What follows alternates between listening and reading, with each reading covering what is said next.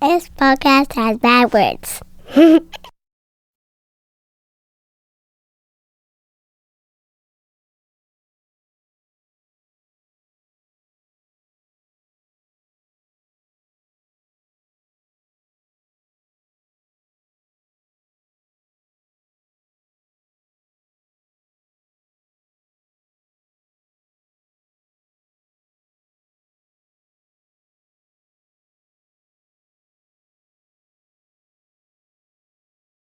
Hello, everybody. Welcome to the Minimalist Podcast, where we discuss what it means to live a meaningful life with less. My name is Joshua Fields Milburn. And I am Ryan Nicodemus, and together we are the Minimalists. Welcome to episode 140.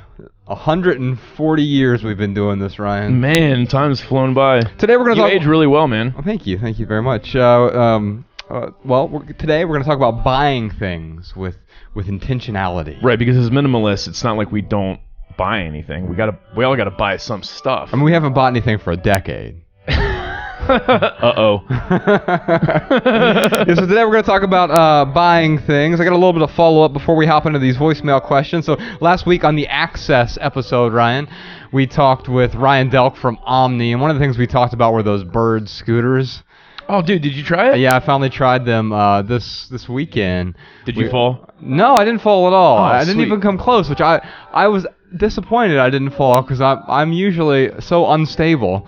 Well, I think it's a confidence issue, man. Like, you tell yourself you're unstable, so that as soon as you get on something, like, you project that. I'm just really glad you didn't hurt yourself, man. No, I think I have bird legs, so... Did Bex do it? Yeah, we were riding them around West Hollywood together. Sweet. And we went all over the place. In fact, we're doing dodgeball tonight. I might ride one down to our dodgeball game. It's like 3 blocks from your house. Walk-ins for plebes these days. No, they are a lot of fun, dude. Yeah. They're so much fun. Are you enjoying dodgeball? Oh, yeah, dude. It's I'm much worse than I thought. I'm much better than I thought.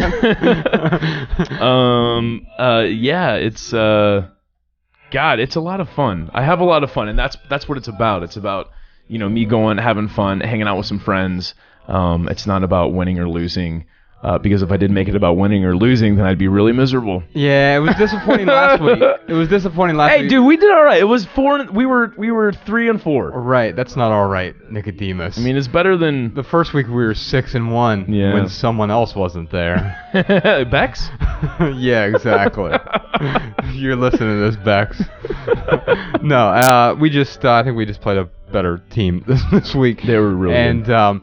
Yeah, I really enjoyed that. One other bit of follow-up. We talked about, we're going on, next week we're going on the Simply Southern Tour. Mm-hmm. And 100% of the profits are going to the Gym City Market. So we're trying to help build this nonprofit grocery store in our hometown, Dayton, Ohio, which is one of the largest food deserts in the country. It has one of the largest food deserts in the country. And so if you want to contribute to that, you can do so at theminimalists.com/Dayton. We talked about that for my birthday.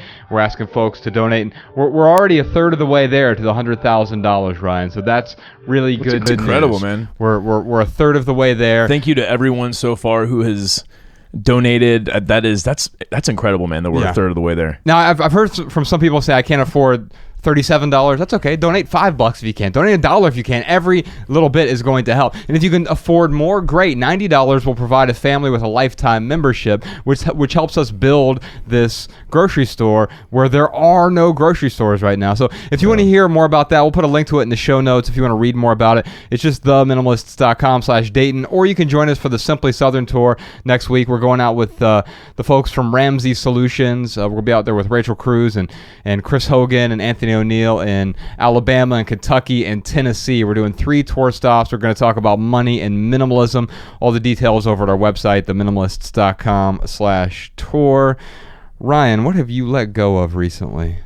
God. The reason I asked, I did a video about this. Yeah, I can't think of anything I've got. I mean, there's probably something, but Are you clinging to everything? Being put on the spot, I can't think of anything. I know that's why it was hard. That's why I asked, because some T-shirts, like I donated because I got some new T-shirts, so I donated some old T-shirts. Yeah, exactly. I did the same thing. So I had a cardigan that I hadn't worn with the 90-90 rule. I hadn't used in the last 90 days, and I'm like, okay, be honest with yourself, Josh. Or are you going to actually use this cardigan in the next 90 days? And I suppose I could have. I could have forced myself to wear it, but I was like, do I want to wear this in the next 90 days? There was a pair of pants I got rid of as well that I hadn't worn in the last 90 days, wasn't going to wear in the next 90 days, and I'm back to 1.5 pairs of pants. I say 1.5 because... You have a pair of shorts? No, I have a couple pairs. I have at least 3 pairs of shorts because I go to the sauna regularly, so I need more than 1 pair. I don't wear my pants into the sauna, though.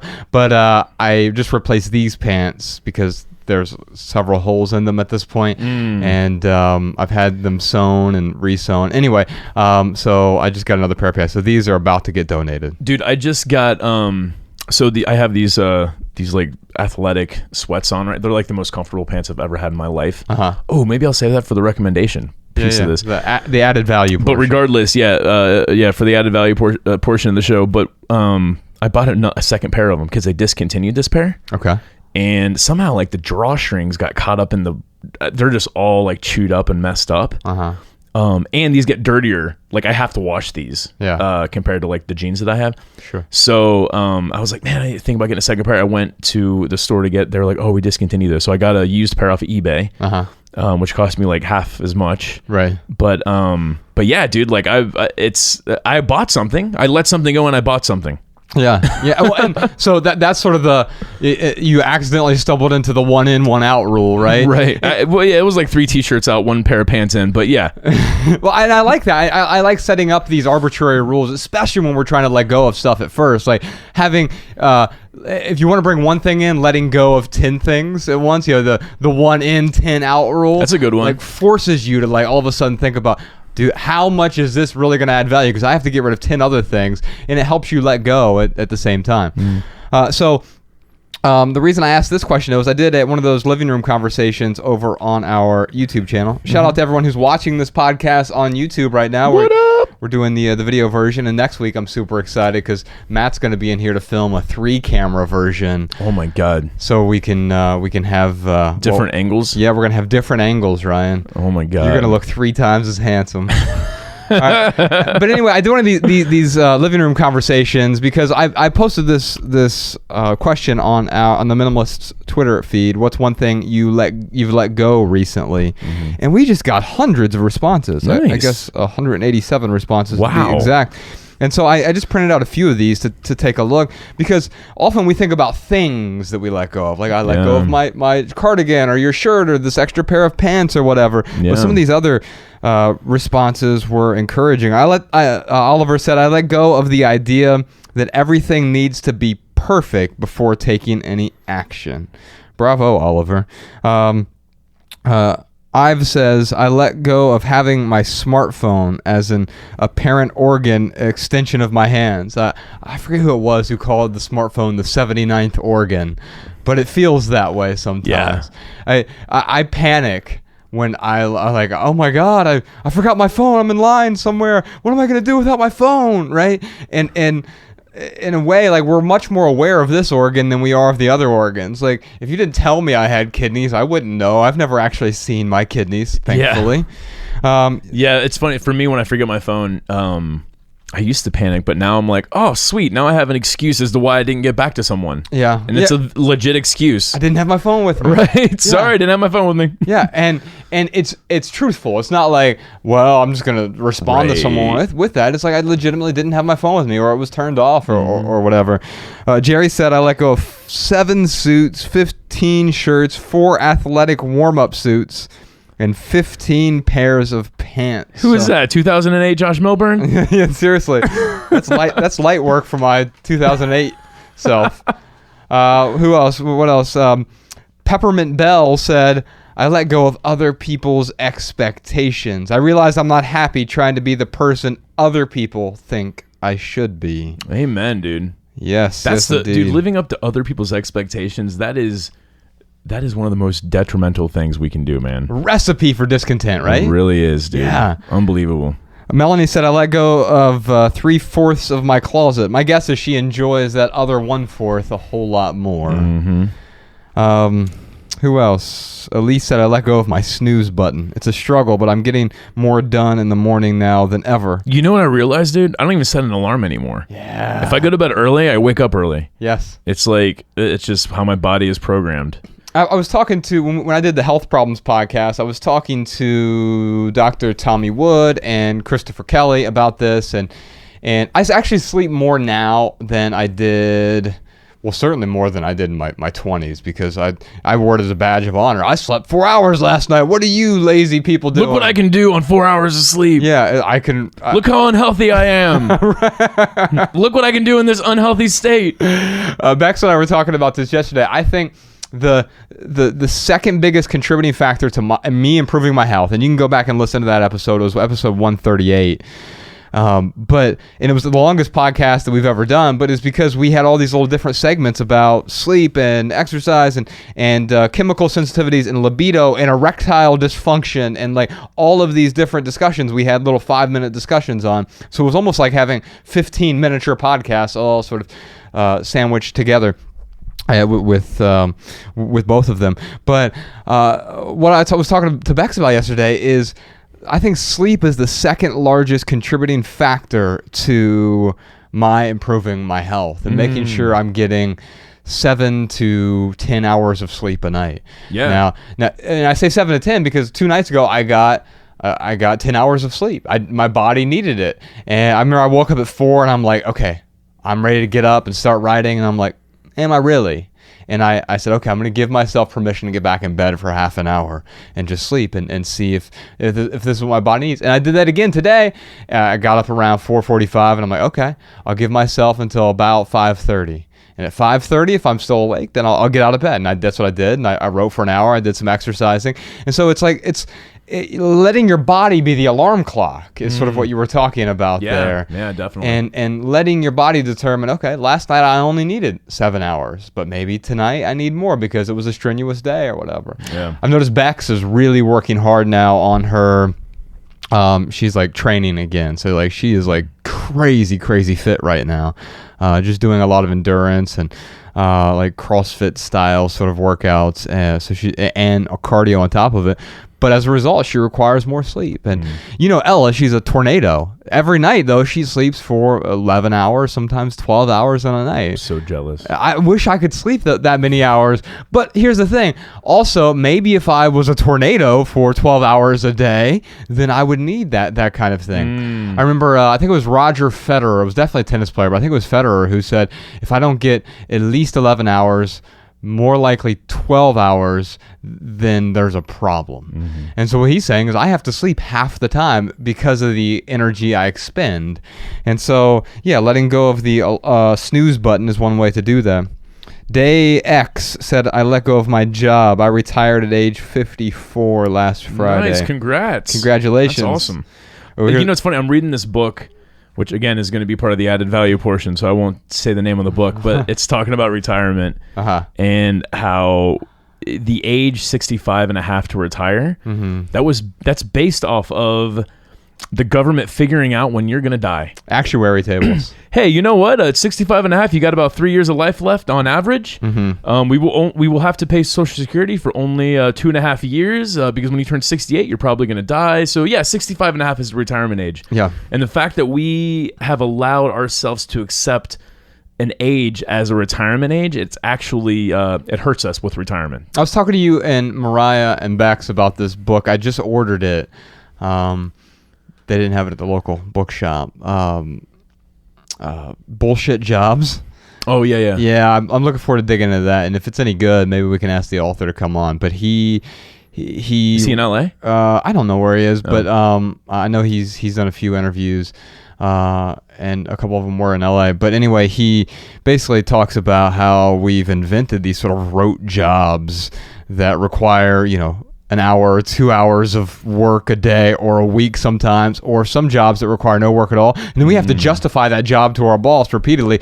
So we're often living these lives that aren't meaningful, doing work that doesn't feel meaningful to us, but we have to pretend it's meaningful to the people around us. Geekster said, I let go of a couple of toxic people. Yeah, man. Yeah, those are the hardest things to let go of. Yes, indeed. And often some of the most important. Because here's the thing. We often think, like, if I let go of this relationship, what am I going to fill that space with, that time with? There are 7 billion people on this earth. And even if you live in a small town with 20,000 people, there are 20,000 other people.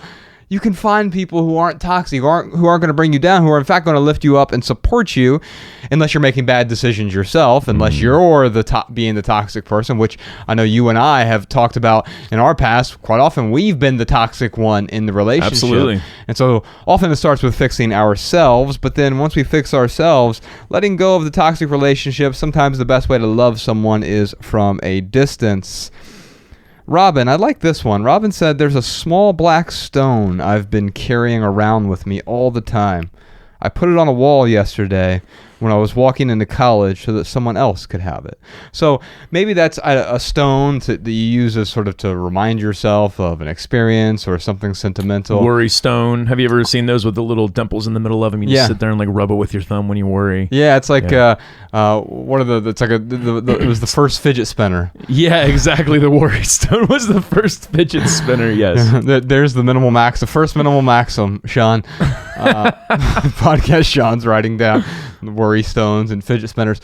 But to me it's a metaphor, because sometimes we carry around these things. Worry stone is like, think about the name there, the connotation that has. I'm going to carry this thing around that helps me worry. Yeah. Or I'm going to carry around this extra weight that literally does nothing. What a perfect metaphor for consumerism, or holding on to baggage, or holding on to toxic relationships. But here's the thing. Sometimes the things we bring in are beautiful, but they serve no purpose. Maybe it did bring you joy. And so here's a different metaphor. Even those things that once brought you joy can eventually just get in the way, and it's time to let go. Maybe someone else can get joy from it. Yeah. And I think Robin experienced that. What else do we have? Who else let go of something here? Let's do one or two more, and then we'll put a link to this Twitter thread in the show notes over at theminimalists.com/podcast. Let's see here. Well, that's a repeat of the previous page. All right. Well, I guess that's it, Ryan. But it's interesting thinking about what things we let go of often aren't things, aren't material things, aren't possessions. For me, minimalism was like the initial thing was the things, but then it was getting past the things and letting go of bad habits, letting go of bad relationships, letting go of distractions. I know a few people in this thread talked about some of the distractions they were letting go of. You know, the Facebook account that they were just incessantly checking, or a second email account that yeah. So like there are these different things that like we use to distract ourselves, these different habits that we formed over time. And letting go of the distractions is something that I think resonates with a lot of people. And sometimes we're just distracted by the things in our life, which is a perfect segue to this New Yorker cartoon. Maybe you can see this if you're on YouTube. I'm not sure. I'll hold it up here for the camera. You'll have to zoom in. Full screen, then zoom in. Yes. This is a New Yorker cartoon, and so if you think about a hunter who has like the trophy heads on their wall, there's like a deer and I don't know, what do people hunt? Giraffes? I don't know, sure. Can you imagine a giraffe head on your wall? You have to have really high ceilings. Yeah, rhinoceros head, deer heads, moose heads, whatever they might be. This one, the caption says, "I'm a bargain hunter." And then there's like a case of seltzer water. On the wall. Yeah, a 12-pack of soft toilet paper. That's great, dude. Cheez-Its. It's so easy to get caught in that. It's like the Grouponing, or not Grouponing, but the what do they call it, man? Like the extreme couponers. Yeah. Just couponing. I mean, there are people who who turned that into a hobby, and I go out of my way to avoid the whole sort of coupon discount thing. If it's there and it's available, I will certainly use it. I'm not going to turn away free money, but I'm not going to buy something because it's a bargain. And just because I have a coupon, that shouldn't be the thing that tips the scale toward buying the thing. What should tip the scale is, does this add value? Is it going to serve a purpose? Is this the best use of my money? Not oh, it's 15% off. I'd be dumb not to buy it. Right. Because of course it's 100% off if you don't buy it. Anyway, we should probably dive into these voicemails. What do you think, Ryan? Let's do it. Our first question today is from Jacqueline in Detroit. I'm struggling with my minimalist journey. I started out, and when I found you guys, it was like a breath of fresh air. And now I seem to be really struggling with putting this into use 100% of the time.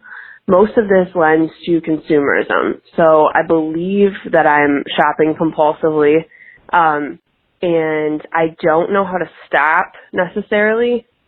You know, the IKEA monologue from Fight Club, when they talk about this couch, like, once I get this couch, I'll be fine, or what lamp defines me.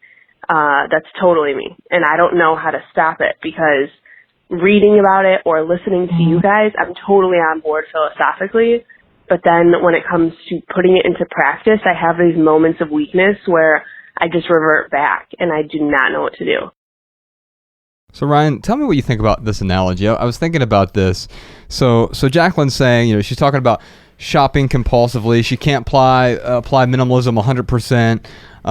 And she's struggling to like sort of feel complete, as if the next purchase is going to make us feel complete. And the analogy, or maybe metaphor here, of dieting. I often think about there probably is not a perfect diet for anyone, although it's highly individual, right?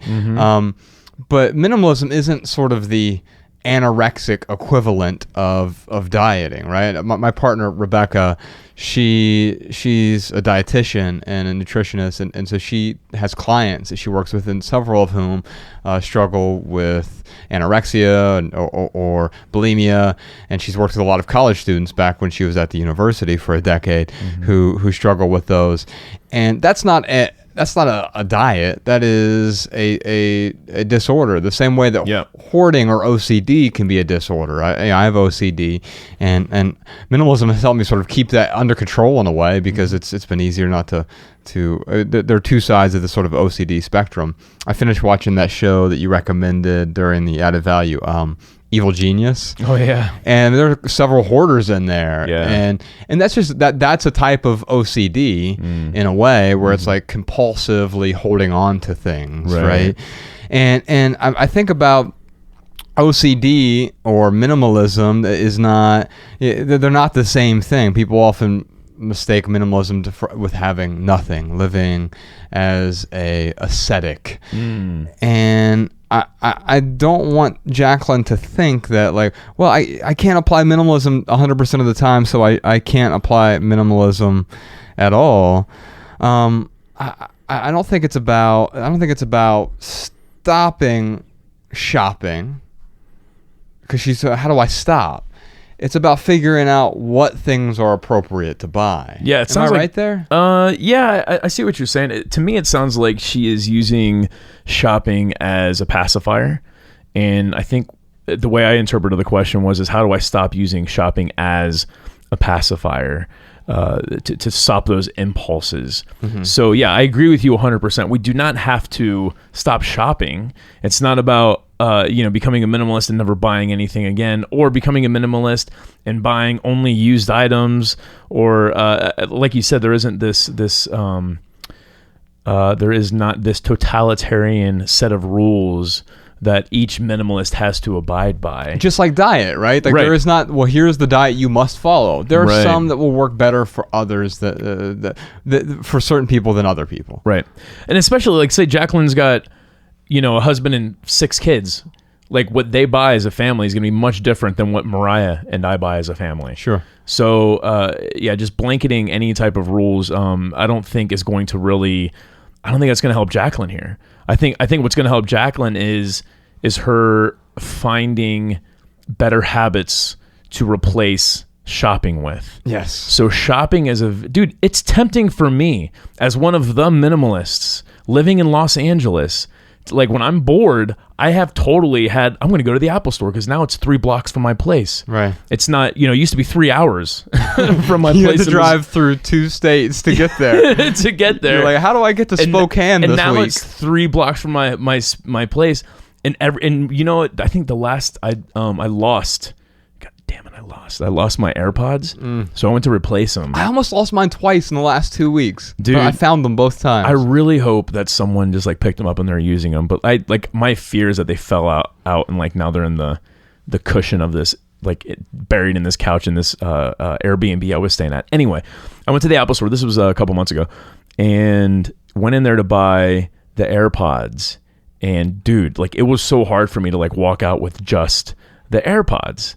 But my I'm kind of going down a rabbit hole. No, that's good. So what did you see there that was like compelling? Oh, dude, they had really good Bluetooth speakers. They had, the iPhone X, they had, or the iPhone 10. They had cases and protectors and Bluetooth gadgets that will hook to your phone and computer. And I mean, it's just like this world of convenience. New computers that they offer you at the Apple store. Yeah, it's funny. I was listening to someone recently. They were talking about how they went to the Apple store and they were shocked because it was Duncan Trussell. He said that he went in there like to replace his computer, and the person at Apple was like, "What are you using it for?" And he's like, "Well, I write on it and I edit a little bit of audio." And they're like, "Well, the computer you have is only 4 years old. It's fine for what you're doing right now. Is there a reason you want to upgrade?" And my mind was blown that this company, who sells more products than any other company on the face of the earth, can say, "Hey, maybe you don't need the new product right now." Right. And that's a good thing. Now, it's not the company that said that. It was one individual who said that. I don't know if that's their corporate ethos or something. Right. But it made me realize, like, anytime I go to Apple Store, like I had a Apple Care issue a few months ago, and I had to bring something in there, and I've immediately looked at like, oh, look at the shiny new MacBook. I mean, I've got my MacBook Pro or whatever the hell it is. My laptops I've had, we bought them at the same time, 2014 maybe. I don't. Yeah, it was. Yeah, it was when we took Sean on. Yeah, so 2013, 2014, whatever it was, yeah. And we all have the same computer basically, but I go in there and I'm like, oh, that one is shinier than mine, and look at the keys on it are slightly different, and it's more aerodynamic. Aerodynamic? Am I going to throw this thing? What am I doing? It's faster. Yeah, meaning you're going to go faster through the air. Yeah, I can run faster with it. I'm not running anywhere. What am I doing? Funny, man. Yeah. So for me, man, like the way that I avoid, like, I guess acting on that impulse to go shop or to go even a window shop, man, like that's tempting, dude. I mean, there's a plethora of places to shop here in Los Angeles, and window shopping, even that's going to develop the desire even more. It adds more temptation. Right, exactly. So for me, like I try to stay as active as possible, whether it's working out, whether it's going on walks, whether it's mountain biking, whether it's surfing, whether it's going to your house to watch a movie. Yeah. I try to fill my time with as many, that extra time, I should say. I try to fill my extra time up with as many either active things or communal things where I'm experiencing something with a friend or with the community.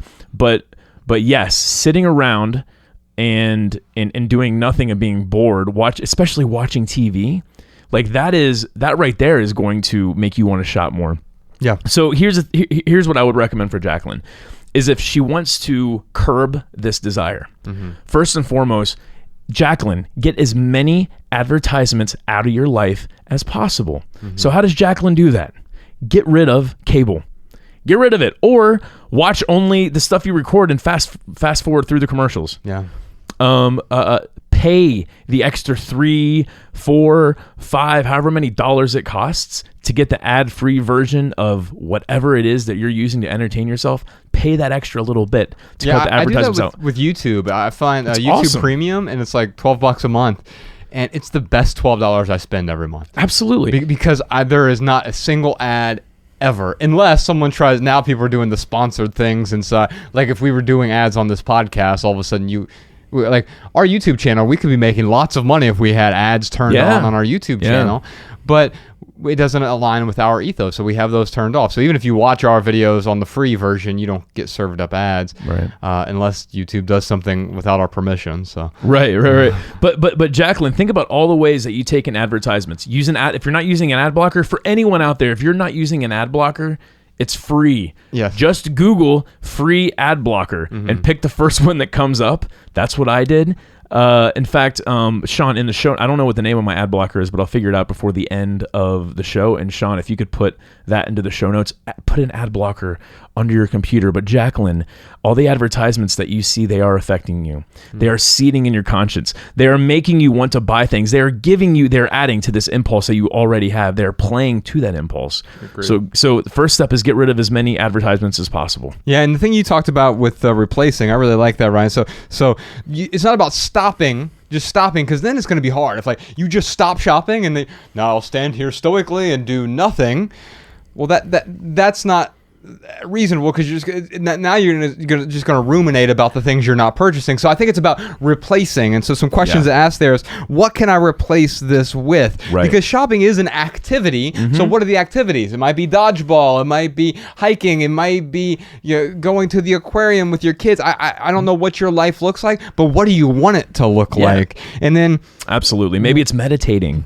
Exactly. So, that meditation alone will help with those impulses. Yes, although meditating alone, if you're just doing that, you'll probably ruminate at first. And so I find activities that help you stay focused and then peppering in the meditation will be really helpful. And so meditation is definitely a more meaningful experience than shopping. We both agree with that, right? Yeah. So maybe the question to ask then, if you're getting ready to go shopping, is what is a more meaningful experience than this? And if you ask yourself that question, that's a better question. You're going to start getting better answers. Yeah, Sean, also please put in the show notes the links to the meditations that we did for the 10% Happier app. Yeah, the 10% Happier app, and then if you are a Patreon supporter, we have a meditation on there.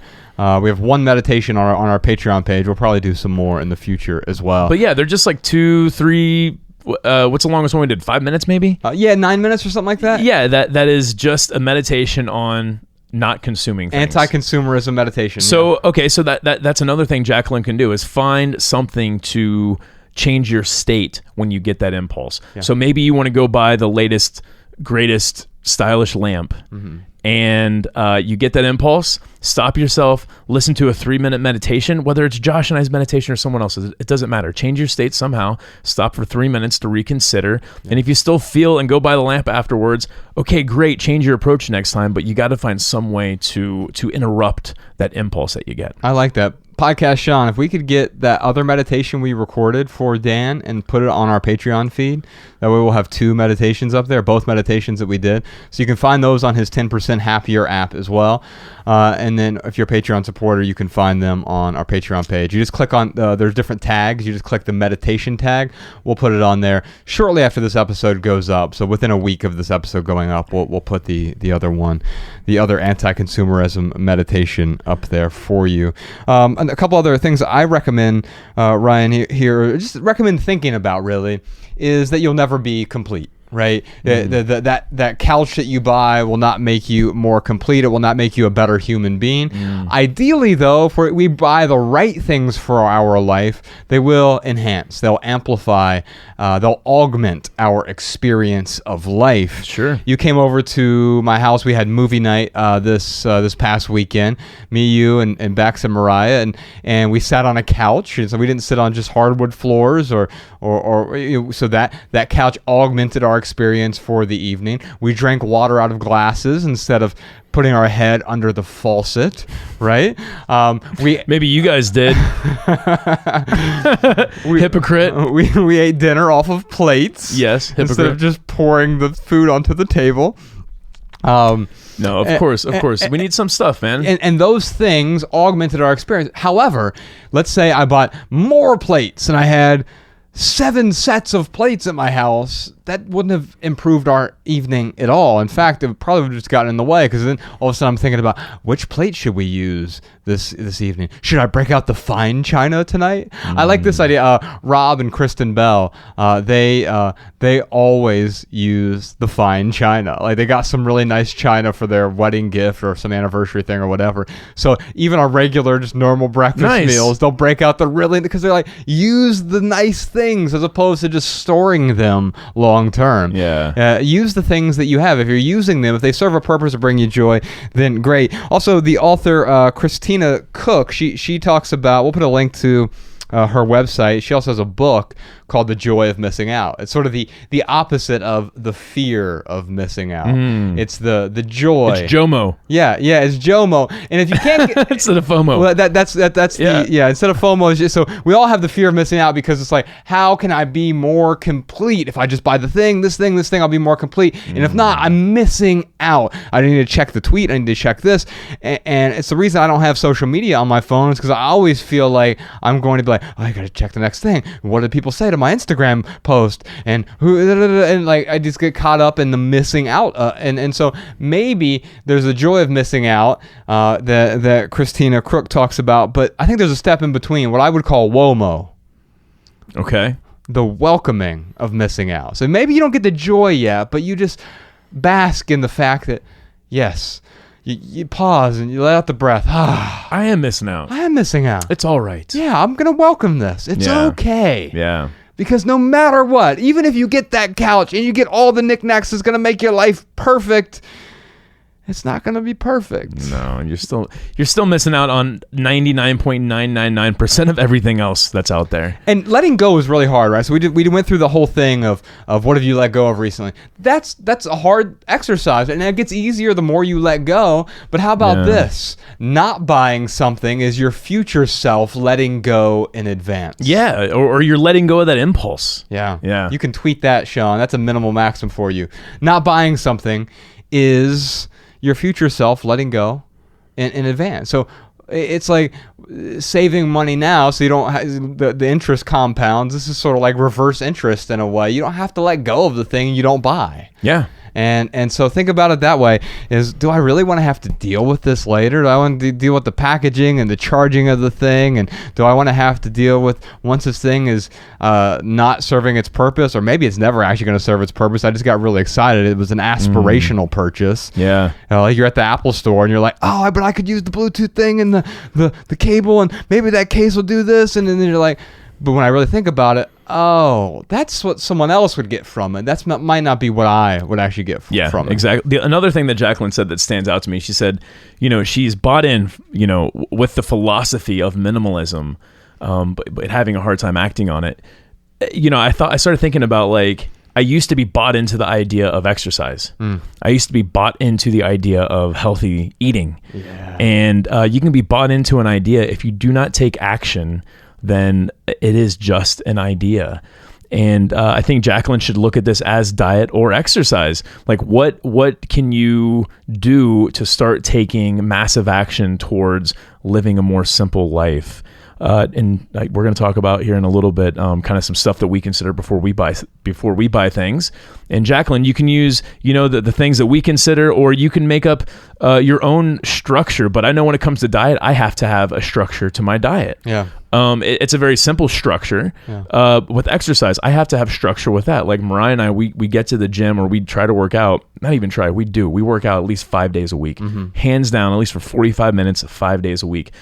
This week it'll be 7 days this week. Yeah, that's great. Yeah, it's awesome, man. And like, that structure is what will help us to continue to live a healthy lifestyle and continue to be in that exercise routine. And I'll tell you, as soon as like we go on tour, dude, I'm not going to be able to work out 7 days a week. And when I come back, it's going to be harder for me to get back into that structure. I think you will be able to, though. I think since you've set up this structure and you feel really good about it, it may not be the same workout. Right. But you can hit the elliptical for 45 minutes as soon as we get to the Hampton Inn or wherever we're staying. Sure. Right? Yeah. I guess what I'm saying, though, is that sometimes the structure will fall apart a little bit. Yeah. And Mariah and I, we have to really, really rely on those boundaries we set up for ourselves. if we don't, then we will quickly just be on the outside looking at the idea of exercise instead of actually exercising. Absolutely.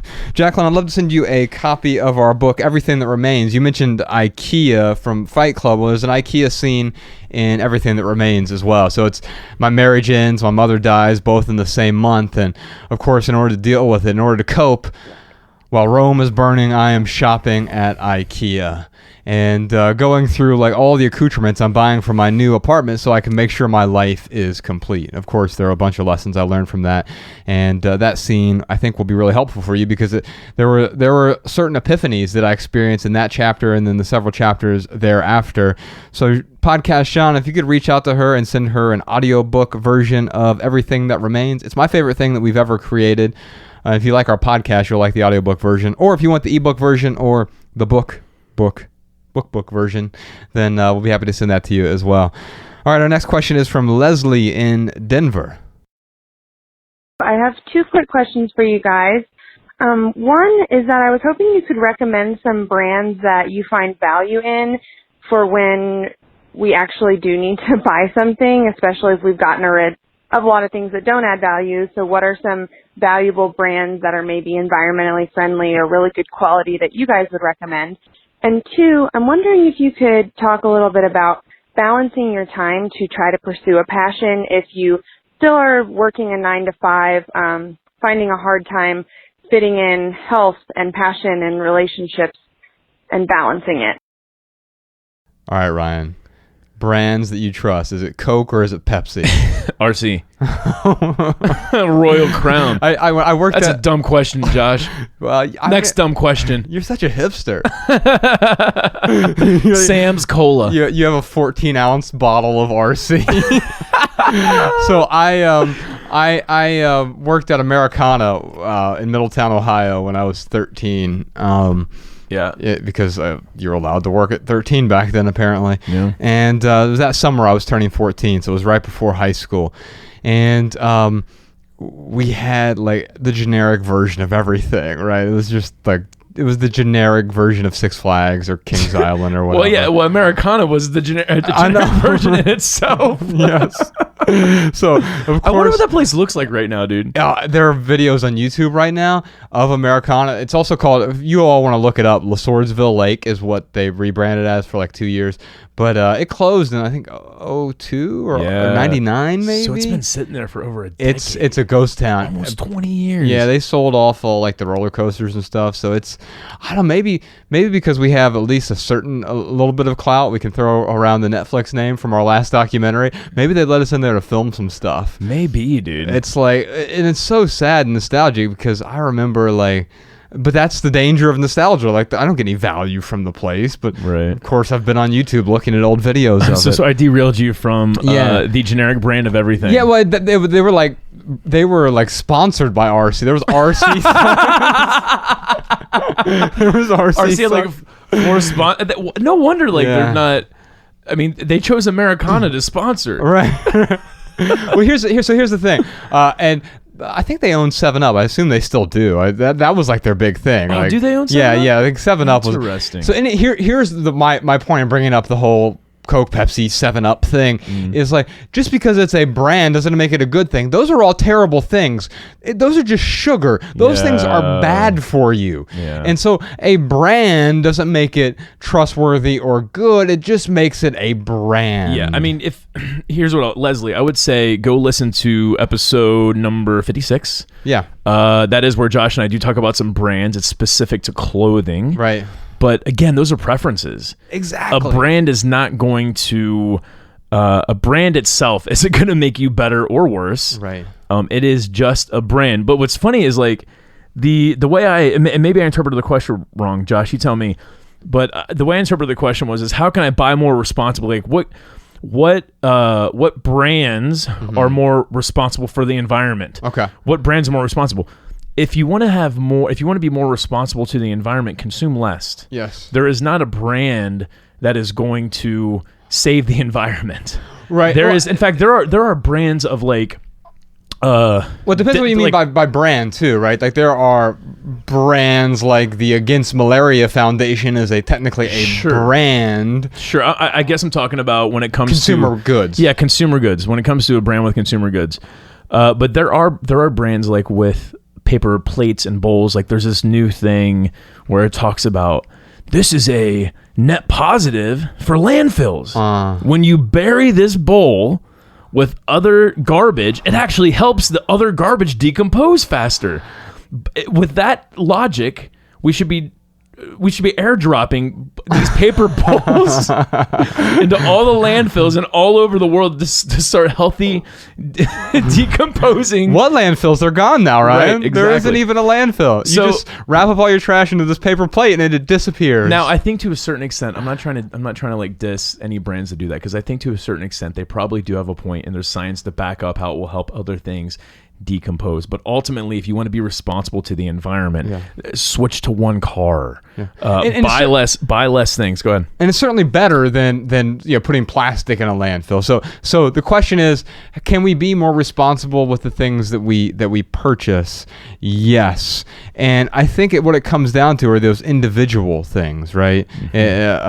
Not necessarily a brand. Yeah. Per se. I mean, and when I think of brands that I don't support, it usually gets into a political realm, and well, that's just divisive. So I'm not going to talk about that here on the podcast.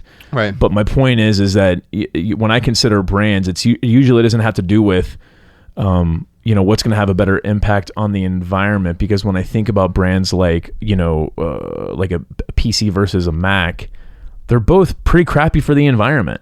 Yeah. So what I do is I'll buy a computer because I need a computer. Right. And then I hold on to it for the absolute longest time I can hold on to it. Right. And when I can replace it, I'll replace it. So I mean, my point is that there are things that no matter which brand you buy, that company may not be the most responsible company on the planet. Don't leave it to the company to be responsible with your consumer purchases. Leave it up to yourself. Ooh, that's pithy. Yeah, Podcast, Sean, put that in there. Yeah. Well, when I think about brands, I think about this essay from our friend Colin Wright. And he wrote this essay a while ago from 2012. It has an update in 2017. And it's called Loyalty or Happiness. And it goes a little something like this. Brand loyalty demands that you keep buying products from a specific company no matter what. You like the brand, so why wouldn't you support their efforts? Think about that for a moment. Brand loyalty means that even if another brand has a superior product, you'll continue to buy the inferior one. In fact, it generally means you won't even acknowledge the other product's superiority or existence in the first place. You'll spend your money where you've spent it before because that's where you've spent it in the past. That's a bad reason to buy something from a brand. Well, I bought it before, so I'm going to buy it again. Now, don't get me wrong, past performance can be indicative of potential future performance, but it's not always indicative of future performance. Dude, Craftsman is a great example of that. Like I'm not a tool guy. Craftsman is a brand that's a brand of tools. Makes tools. Yeah, I'm not a tool guy, but this is a brand of tools that back in the 80s, early 90s, people went nuts for. Yeah. It was this very, not only was it American made, but it was this very, very reliable, good quality product. Mm-hmm. And so I know tool guys who, when they had to, in the early 2000s, they'd replace their Craftsman stuff or buy new tools for whatever job they needed. And they just bought Craftsman because of the brand loyalty. Right. Well, Craftsman, they know that they had their loyalty. So what Craftsman did at a certain point is now things are not all built in America, and the quality has gone way, way down because they don't have to rely on the quality of their product because they've done such a good job of indoctrinating people with their brand. They can sit on the name. Yes. And Apple can do that right now. Yep. And thankfully, they still make relatively good widgets. Mm-hmm. But there will be a time where it's like, I've heard Joe Rogan talking about the terrible keyboards on Apple recently. He's like, when I write, I want to be able to feel the keys, and like I can't feel it. And so like he's moved over to a Windows computer for his writing just because the and to me that is like avoiding the brand loyalty, but embracing the brands that make the best thing right now. So the Craftsman is one example, or Ford versus Toyota, or Chevy versus Toyota is probably a better example. Like, Chevys were the best cars in the 70s, and then in the 80s, and then all of a sudden the 90s came along, and it was like, what happened? This piece of junk is falling apart on the lot. And the sad part is like, you still have people in the 90s, no, it's still the best, because they're still caught up in the brand. And then eventually people realize, like, well, no, this Toyota starts driving. I mean, you and I both drive Toyotas now, but it would be wrong of us to say, I'm going to drive Toyotas for the rest of my life. Yeah. No, because if Toyota starts making a crappy product, I don't want to have brand loyalty to it.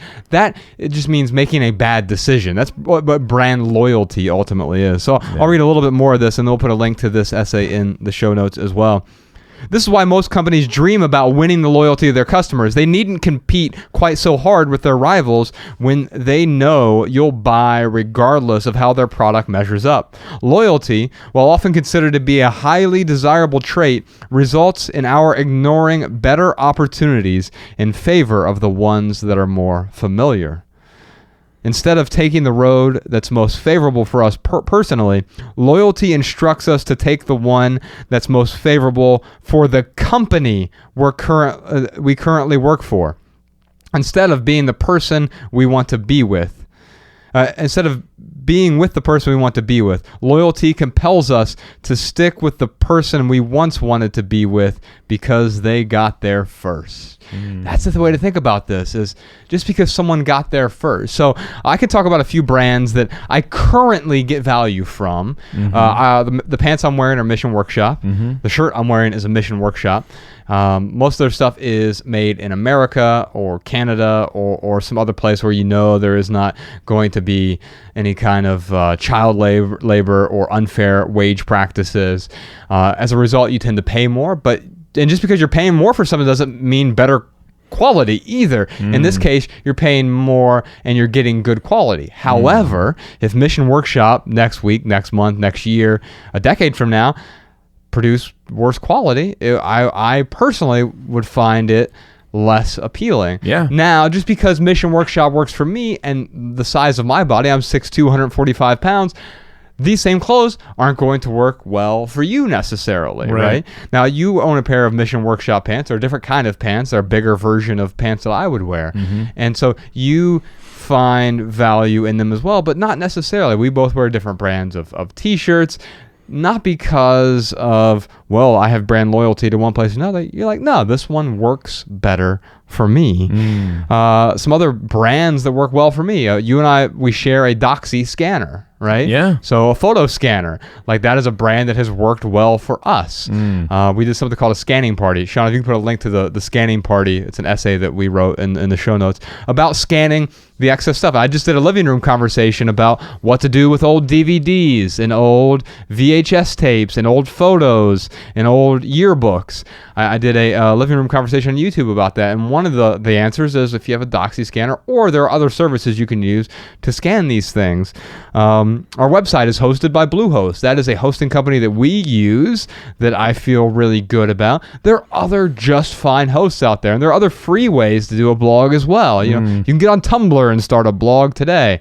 Blogspot, I'm sure, is still a thing. You could get out there and do it. There doesn't have to be barriers out there, and so it's something that we've used, but there are other alternatives. Just because it's something that you and I use doesn't mean it's the best thing it's the thing that's best for you. Yeah. Right?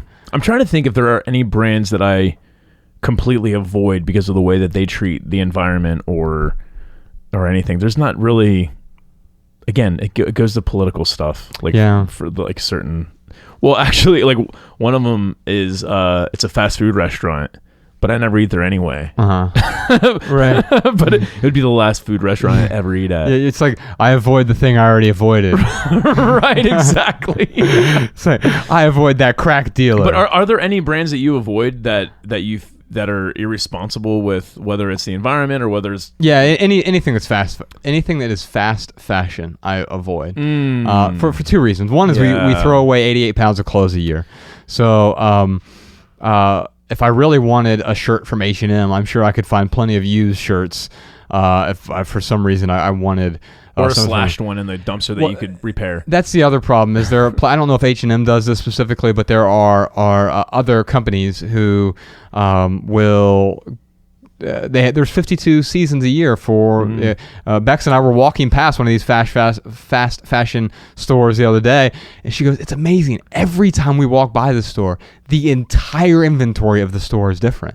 We've never been inside it, but every time we walk past, like the entire inventory is changed out once a week.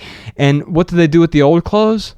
They just cut them up and throw them away. It's a write-off, which is anyway. Yeah, and that's crazy in itself. And so we can't give them away. Because that's not a write-off. Right. But if we slash them and throw them in a dumpster, right, then that's a write-off. Yeah, and then we go spit on homeless people afterward. Right. Good grief. That's what it feels like. Yeah. So here's what I think about. I think about what you said early on. Consuming less. So I consume probably 90% less from what I did in my 20s. Maybe even more than 90%. Let's just call it 90%. Yeah. By consuming 90% less and focusing on companies that I find value in, but also I know they are not killing puppies. Yes, they're not killing puppies. And I can say, all right, even if I support a company like Apple, who may or may not have questionable practices in the building of their phones, right? You look at Foxconn and the documentaries that have been done on Foxconn. And when I look at that, I'm also not going out and buying a new Apple phone every single year. I mean, back in our corporate days, I mean, you and I would go through 3 or 4 phones a year probably. Dude, remember that? Yeah, it's unbelievable. Sometimes one a month. Yeah, because we had access to them, right? And so I would just consume. So by radically reducing our consumption, the brands matter less. I'm not saying they don't matter, but I'm saying they matter less because the best way to affect change is to consume less, and ultimately that leads to having a better life because you're usually, when you consume less, you're creating more as well. Well, dude, the American people specifically are marketed to the most out of any other people in the world. And we have our consumption habits as a nation. On an average, you and I probably fall below the average of consumption. We definitely fall way below the average. But my point is that, listening to 2 yokels talk about consuming less, it might sound crazy because of the habits that we have got into as a nation. But with this American freedom we have, it comes as great responsibility for us to consume responsibly. Yeah. And it doesn't mean don't consume. That's not the message we want to put out there. Of course. It means that, yes, we all need to consume some stuff, and that stuff is going to make our life better. Consuming better meals. When I had Dr. Tommy Wood on the podcast, we were talking about like if you have a cheat meal, or he's like, you know what? Every once in a while, I'll eat a piece of cake, but it better be a good piece of cake, as opposed to remember when you and I were like fat kids, it was just like, well, what's the Hostess cake? I'll grab from the shelf and eat. It was garbage. Man, I don't know why, but that just made me really want pizza. Because I haven't had pizza in so long. Especially with pineapple. I fucking love pineapple on pizza. Well, that's my point, though. Like, you probably... We just lost half our audience because I like pineapple on pizza. But you probably don't want Little Caesars. You're not craving Little Caesars over... That's true. Like, if you were to go have a piece of pizza right now, I'm going to run to Little Caesars real quick, get the 5 for $5 special, or whatever the hell it is. You're conflating fast food places, but yeah, I'm with you. But it's all the same. You put Arby's and Little Caesars in a blender, and I handed you both in a cup. You'd be like, it's the same thing. Like, this is literally the same thing, blended up. That's funny. Yeah. So, what other brands do I like? Desus and Mero. The brand is strong. I'm a big fan of Desus and Mero, but they just left Complex. Or not, yeah, they're on Viceland. They're going to Showtime. It's like my favorite TV show, but their tagline is "The brand is strong." Nice. Just to finish out this essay with Colin before we dive into the lightning round here, he says, instead of focusing on loyalty, I would suggest we approach both our product purchases and our relationships analytically. If we take the time to figure out what we want and what is best for us based on those wants, the companies selling to us may just realize they're selling to the wrong demographic or making the wrong product. And the people we're with may realize that we're not ideal for them either. This is not to say that we should all be opportunists, moving from one shiny new thing to the next shiny new thing, regardless of the company or person in question. But it does mean that if properly thought through, a change in direction is not an ignoble act. In fact, such a shift could be the most beneficial thing for everyone involved. And here's a little update here at the end. Want to make a lot of people feel uncomfortable? Question the value of loyalty in their presence. This nobility of loyalty is so ingrained in most cultures that the very idea that it might not be a good thing can spark righteous anger or holy terror in some. I see that with some people who have brand loyalty, where it's like, of course this is the best thing. Oh, yeah. And whether that is a Toyota evangelist, a Tesla evangelist, an Apple evangelist, I'm not going to evangelize for any product or service. I can tell you what I get value from when I talk about Mission Workshop or someplace like that. But I also am not going to say, well, I stand behind this company no matter what. Yeah. Well, I think people, too, like they have preferences, and they are their preferences that they really, really enjoy. Yes. So when someone else prefers something different, it can potentially make one feel less. Oh, that person doesn't prefer what I prefer, but I really prefer this, and here's why. Let me tell you why I prefer it. You need to prefer this too. Yeah. As opposed to questioning, why do I prefer it? That's the thing that Colin said here is he said, take time to figure out what you really want. And then you find the brands that will serve that want. Recently on the website, we put out that the comparison, the list of essential items, non-essential items, and junk. We all know what the essentials are. We need to figure out what the non-essentials are. Those are the things that we want, the things that truly add value to our lives. The problem where we really get caught up is we mistake all this extra junk, other people's preferences, other people's added values. We say, oh, but that's going to add value to my life too. Yeah.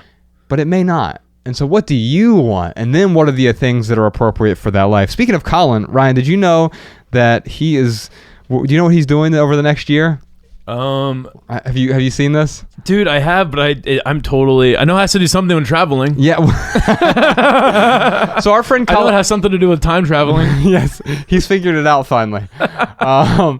He's figured out how to travel 24 hours in one day. Oh my God. No, so our friend Colin Wright, he is the person who introduced us to minimalism a decade ago now. Holy moly. Yeah, man. A decade ago, he introduced us to the concept of minimalism. Dude, more than that. It was 9 years ago. Yeah. More than that. No, it was 2009. Oh, yeah. Whoops. Yeah. Yeah, okay, you're right. Yeah, so he introduced us to the idea of minimalism, and then we fell down the rabbit hole and were introduced to a bunch of other minimalists. And when we first discovered him, Colin was traveling to a new country every 4 months, and he didn't pick the country. It was based on where his readers sent him. Basically, they all voted on his website. And so he, at the time, was like in Argentina and Iceland and India and I don't know, a bunch of other countries. Romania. Yeah.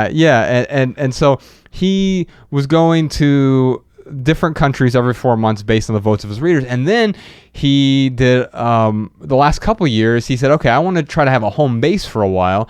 So he let his readers vote on the state he was going to stay in. So they voted on, I think they just like voted on places that make him uncomfortable. Right. So when he would move to a place, he would want to live there like a local. So he wouldn't like get an Airbnb or live in a hotel for 4 months. He would read the first 2 paragraphs on Wikipedia and then just show up in the country and have to find a way to rent an apartment or whatever.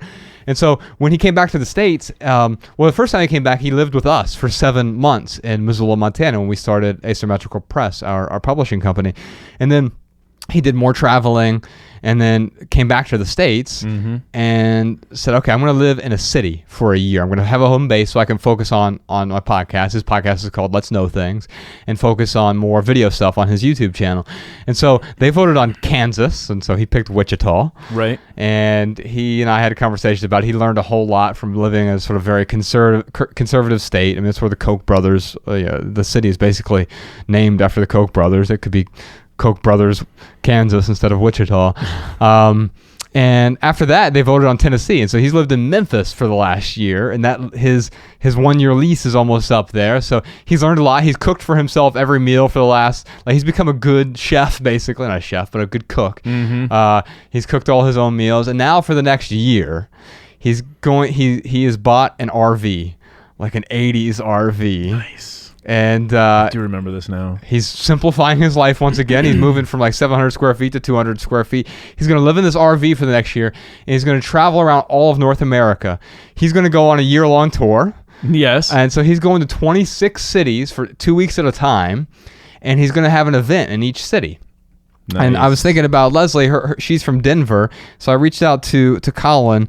Leslie, I'm going to give you 2 tickets. Well, Colin's really going to give you 2 tickets to his he's going to do a tour stop. Now, a lot of these are free or really inexpensive to go to, because I think he's doing 2 events in each city. He's going to do like a live podcast where he sort of fleshes out these ideas. So his podcast, which is called Let's Know Things, he tries to learn things out loud in front of an audience. So it's like, let's learn things together, basically. So he's going to do this event where he learns things in front of people, but then he's also going to do a sort of book tour stop. It's called the Becoming Tour.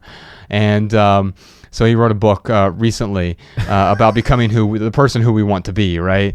And so he is going to spend the next 52 weeks going to 26 different cities, and doing, like, living in the city locally for 2 weeks in this RV.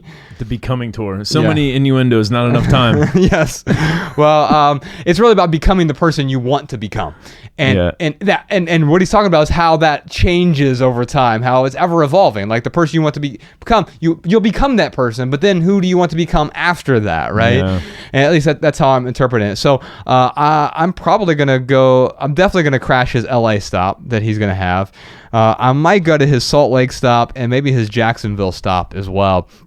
And maybe if I can convince Ryan, drag him along, we'll show up together. I would love to. Just because the Jacksonville one, I think, is in December, so I was hoping to. When does it start? It starts, I believe, in August or September. Okay. So it's right around the corner. Cool. It's either next month or within the next couple months. And so is that the only stop he's doing in Florida? It's I think he's just doing Jacksonville in Florida. So if we're down in St. Pete for our coffee shop, then we can plan a trip around that. Maybe just take a drive over. That'd be great. And crash a few of his stops. And who knows? We may crash a few others. I can't promise you anything. But if you show up to one of Colin's either free or inexpensive tour stops, then who knows? We may show up as a special guest. You can find all the details to that over at becomingtour.com. We don't get anything for telling you that. We just really, really like Colin and hope you give him a shot. You can also check out his podcast. It's called Let's Know Things. All right, Ryan, we'd love to hear what you all have to say. So if you have a comment or a tip about buying things, especially buying things deliberately, then give us a call. 406-219-7839. If you have a comment or a tip, you can also send a voice memo right from your phone to podcast@theminimalists.com. We'll air our favorite comments and tips on a future episode. And stay tuned to the end of this episode for this week's listener comments and tips. And oh, by the way, we're also looking for questions about sex and love and business and jobs and sleep. Those are 5 different topics: sex, love, business, jobs, and sleep, for 5 different future episodes. So if you call up with a question about those, you can call with a question about whatever, but you're much more likely to get your question aired if you call up with a question about sex or love or sleep or jobs or business. All right, Ryan, what time is it? It's time for our lightning round, where we answer questions from social media. We're on Twitter, Facebook, and Instagram at The Minimalists. During the lightning round, this is where Ryan and I each do our best to answer every question with just a short, shareable, less than 140-character response. We also put the text of these minimal maxims in the show notes so you can copy and share our pithy answers on social media if you'd like. And now you can find all of our quotes in one place, all of our pithy answers over at minimalmaxims.com. minimalists.com. All right, our first lightning round question is from Nick. Would you rather spend more money on a better product or spend less money on a product you might need to replace later on? Well, my pithy answer is this. Maybe we can talk about it a little bit, Ryan. More isn't better. Only better is better. And so sometimes more is better. I'm thinking about one of the things we're going to talk about. We could talk about it now because I have several. More donations to this food co-op is better. Yeah. Yeah. Yeah. I mean, yeah, sometimes more is better for sure. Yes. Sometimes more sex is better. Sometimes more sex is too much. Right. And so I've been on both ends of that spectrum. That's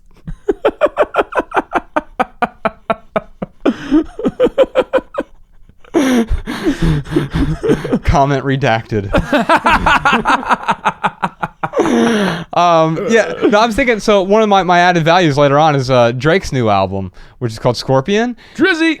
Yeah, he's got 25 songs on it, and that's been the big complaint from everyone. But for me, it's like, okay, I don't like all 25 songs on this album, but I'm really glad he put 25 songs on here because I think the songs that people really like, the singles, are the ones I don't like. And so I can kind of make my own version. Like, I can make a great 15-song version of Scorpion that is like masterpiece level good. In this case, it was one of those rarities where more was better in this case. Now I think what Nick is saying here is something different. Like, hey, should I spend more money on this thing if I can't afford it? Well, what do you mean by afford it? So if you can't afford it, spending more money is probably the wrong thing. But if you can afford it, then spending more today will often save you money in the long run, right, Ryan? So if the pair of pants cost you $100, but they're going to last you for 2 years, that's better than buying 10 pairs of $10 pants that are going to last you 1 month each. And by the way, you don't even like them anyway, right? Yeah. No, I think about, I learned that with my like shaver I bought a while ago. Like just a trimmer. Yeah. Because they got like, $8 trimmers. I thought I was get the $8 trimmer. Yeah. And replace it 3 months later. Right. Yeah, it was so silly. it ends up costing you more when you do that, right? So I have this really short blog post from Seth Godin that his question reminded me of. It's called The Shortcut Crowd. He said, there is no market. There are markets. And markets have segments. There are people who enjoy buying expensive wine. There are people who will save up their money to have a big wedding. There are people who pay to have a personal trainer. And within segments, there are careful consumers, traditional consumers, consumers who seek out the cutting edge. There are bargain hunters, luxury snobs, and people who measure the way Consumer Reports does. Often overlooked, though, is the fact that in many markets, particularly involving personal finance, small business, and relationships, there are people who are obsessed with the shortcut. They want something that's too good to be true. They respond to big promises that offer magical, nearly instant results. They want a squeeze page, a tripwire offer, a hard sell. They respond to these messages because they're a signal that a shortcut is on offer. My grandmother, this is the part that really stood out to me, Ryan, because I bought a exercise bike recently. And I'll explain why in a moment. It actually saved me money, so we'll get to that. My grandmother, who never exercised a day in her life, bought an exercise machine from a late-night TV commercial. When it sat gathering dust, she explained that she thought it would do the exercise for her and was disappointed that it didn't magically make her fit for $99. So it goes on. We'll put a link to that because it's a longer essay than that. I don't want to read the whole thing. But the part that stood out to me there, Ryan, was like, yeah, just buying the thing doesn't mean it's going to improve your life. Bex and I have been, for about 2 months, considering buying an exercise bike. And it's an expensive purchase, but we've been spending a decent amount of money at SoulCycle and not even going every single day, like going once a week or sometimes at max twice a week. And that starts to add up pretty quickly. And also, I don't have the convenience of being able to do it in my own house. And by the way, a SoulCycle class is usually an hour long, and you pack half an hour on each side to get there and shower and everything else, and all of a sudden it's 2.5 hour commitment to doing this exercise class. That becomes a barrier. And for me, it was like, okay, what if I want to do 20 or 30 minutes of cardio? This is a great way for me to do that. And so being able to justify, we're actually going to spend less money over the long run, even though I'm going to have to spend, or I had to spend Bex and I had to spend a good chunk of money right now in order to buy an exercise bike. And you didn't just buy a $99 late night commercial exercise bike either. I am hoping it does the exercises for me, though. That'd be great. That's why you paid more money for it. That's right. My short answer is by the way, remember those infomercials they had the electric shocks you put on your abs that were going to work your abs while you're watching TV? Yeah, dude. Too good to be true. Yes, indeed. My short answer is this: forsaking your budget is more harmful than forsaking quality. So, yeah, of course, if you can afford a quality item, get the quality item. But if you got to go into debt to get the quality item, that is the wrong reason to get the quality item. Yeah. A good example is like this pair of pants I'm wearing. They were like $100. Yeah. And someone came. They're like, "Man, I really like those pants." Did you put on your Diners Club card? Yes, I did. What's the brand? Where can I get them? And I told them, and then they shot me a text, and they're like, I looked them up. It's a little bit outside of my budget. Are there any other sports brands that you would recommend that maybe would have a cheaper option, so forth and so on? Right. Yes, like this is the pair of pants I really like. I feel good in them. They're comfortable. They're great. I can afford them. I don't have to put them on my Diners Club card. And my friend, who would have to put it on a Diners Club card, they quickly realized, like, oh, yeah, these are a good pair of pants, but I'm not going to go out of my way just to get a pair of pants that Ryan has because Ryan has them, and I'm certainly not going to go into debt to get those pair of pants. I think that is the question that we need to be asking Nick. It's not about always buying the better quality item. You've got to have room for it in your budget. And the other thing, too, is, like, how much is it going to cost you outside of like you said, outside of the money? I mean, do you have time to take care of it? Do you have time to appreciate it? Do you have time to change the oil in the thing? Whatever it may be, there are a lot of costs to consider. But just to sit there and look at quality versus quantity, yes, that's an important factor. But I think there are a lot of other things we need to consider before making a purchase just over quality versus quantity. Yeah, we bought some plants for our apartment recently. And I made sure there were ones I didn't have to water that frequently. Right. And so one of them's a cactus, right? It's you never have to water it. Yeah, I mean, we water it occasionally, but like you barely have to water. And that was a factor because like that's part of the extra cost. It's like, okay, this plant does cost a certain amount of money, but I have to have the space for it. That's a cost. But I also have to water it. Do I have to water it daily, weekly, monthly? And now it's like taking up this psychological space as well. Thankfully, Bex handles it and she has a calendar entry for it and she knows when to water these things. Otherwise, I'm pretty sure they would just die very quickly. Somehow I'd find a way to kill a cactus. You'd put it in a dark corner and watch it wither. We went to go buy it and I'm like, yeah, I really want to put it in this corner where we have that other plant. You have a very similar plant to what I have. The same exact plant. You just borrow every other day. Yes. And I was wanting to put the cactus there and he's like, well, is there direct sunlight on? I'm like, no, it's it's we have for those of you who have watched the living room conversations, we have a pretty light apartment, but there isn't like just direct sunlight there all day. And he just looks at me and goes, well, cactuses live in the desert and there are no dark deserts. And yeah, that's true. What's our next question? Our next question is from Susan. Actually, what you were talking about is a really good lead into this question. What criteria do you meet before committing to a purchase? Well, see, my pithy answer is really lame, but I thought it was funny enough. So it's like remember the Johnny Cochran line, if it doesn't fit, you must acquit. Yes. I mean, I had to work on this one for a while. It's so lame. Like, this is my lamest minimal maxim. Talk about quality versus quantity. Well, no, it's just like, it's lame because it's cheesy. Yeah, right? It is super cheesy. So if it doesn't fit, you must deep six. Wah, wah. Yeah, so let's just talk about this. No, it's good, man. So there's some questions that I ask myself. The idea behind it, I totally get it, man. It's great. So if I were to rephrase Susan's question, what criteria do you meet before committing to a purchase? What questions do you ask before making a purchase? So number one, can I afford it? So can I afford its actual cost, right? The watering the plants. Yeah, okay, can I afford the actual monetary cost? Do I have the money in my bank account? If I have to go into debt for it, I can't afford it. If I don't have the space for it, I can't afford it. If I have to buy something extra for this thing, I probably can't afford it, right? So what is the actual cost of the thing, and can I afford that actual cost? Number 2, will it add value to my life? What do I mean by that? Does it serve a purpose, or does it bring me joy? Or ideally both, right? The plants are a good example.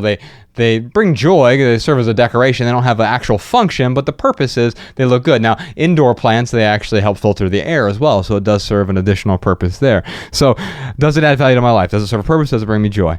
Number 3, what are the alternatives to this thing? Sometimes I think we don't ask this question enough. Like, well, yes, I can afford the thing. I got the money in my checking account, right?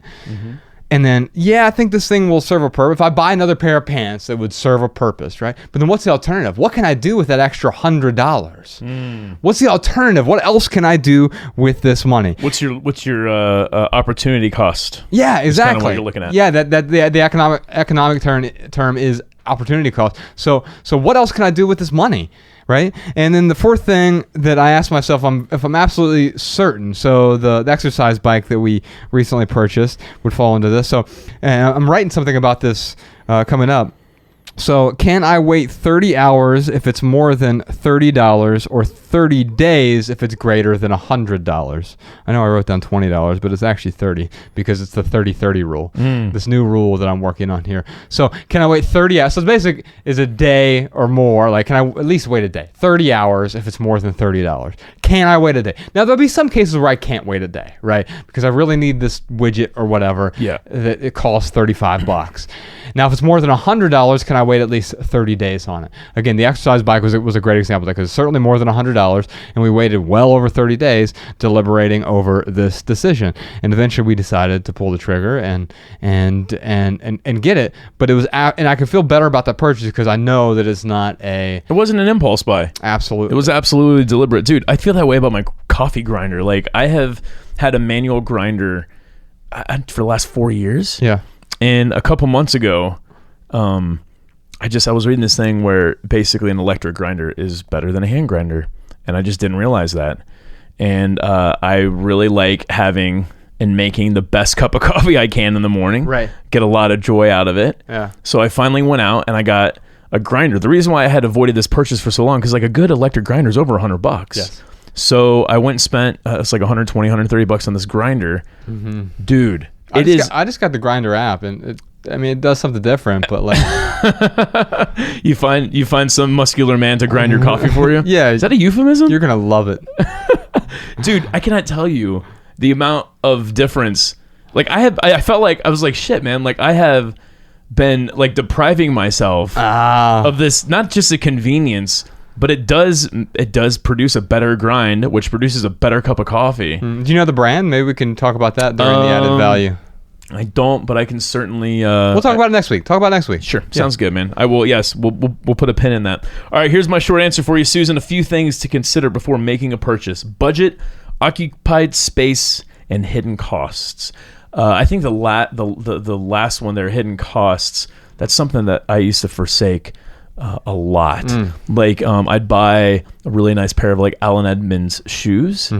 And then which are still made in America somehow. Yes, and they're great. It's a great shoe company, don't get me wrong. Yeah.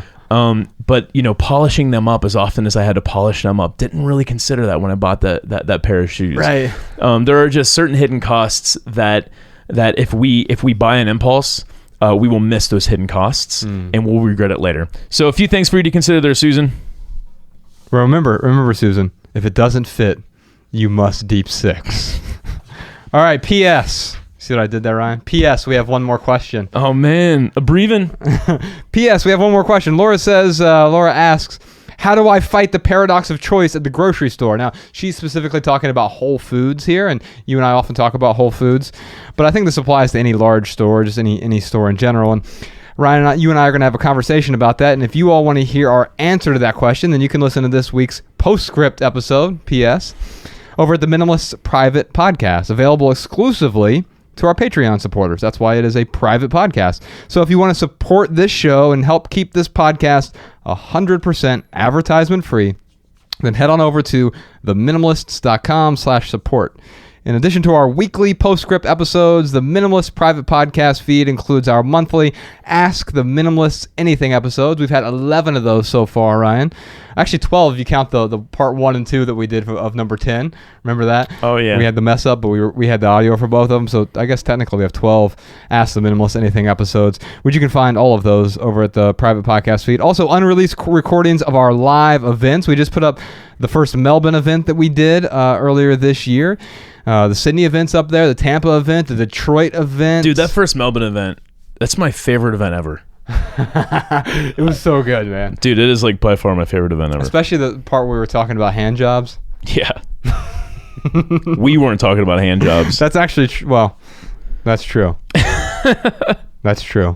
Anyway, I lost my place in the script here. Oh yeah. The entire back catalog of past private episodes. If you become a supporter, you get all the back catalog. We've done over 60 episodes now, Ryan, of the Minimalists private podcast. And once you become a supporter, you'll receive a personal link to our private podcast feed so that it plays in your normal podcast player. So whatever podcast player you're using to listen to this right now. And as a Patreon supporter, you also receive access to our monthly live stream videos. We just did number 11 on that, as well as first access to tickets to all of our live events before those tickets are available to the general public. Find all the details and all the good stuff over at theminimalists.com/support. And here is a snippet from this week's Postscript episode. The paradox of choice, for people who are uninformed about what the paradox of choice is, basically, like, it's the reason that we're all actually turned off by the paradox of choice. Paradox of choice means we have so many options that we end up not making a decision at all. Right. Grocers and other places actually don't want you to have the paradox of choice, and that's why they create these. I remember when we worked for the telecom company that we worked for over a decade. We had good, better, best plans. That's what you want to present to people. You want to present people, here are your 3 options. People like options. People hate too many options, right? It's like when you go somewhere and you feel overwhelmed. You feel overwhelmed because there are too many options. And so places try to help you make the choice for you. So how do I deal with the good, better, best thing? I create my own good, better, best if there's a paradox of choice, right? And so if there are so many options, I'll say, okay, I'm going to pick 3, and then what are the 3 that I would ideally choose? Like what I'm going to be happy with any of these 3 choices, okay? And then which one is the most ideal right now? Now, most ideal might mean most ideal because of price, most ideal because of taste, most ideal because of my current need, most ideal because of the time of day. The chocolate bar that I want right now, here are the 3 options. Well, I want one with no sugar. I'm going to buy the 100%, right? And so there's my good, better, best, as opposed to the 400 chocolate bars they have. What are the 3 I know are good options? Here's my good, better, best. Pick one of those 3. I know I'm going to be happy no matter what. All right, and we're back, Ryan. It's time for our added value portion of the show. This is where we each talk about something that has added value to our lives recently. So I already alluded to this, but the new Drake album, it's called Scorpion. Now, 2 things. It came out on my birthday. Happy birthday from Drake. Exactly. And one of my favorite songs on there, it's a song called Elevate. It's a song about sort of, I can't believe this happened to me. Like, I couldn't have imagined all these good things happening to me. And one of the lines in there, when I was making the road trips from Cincinnati up to Dayton.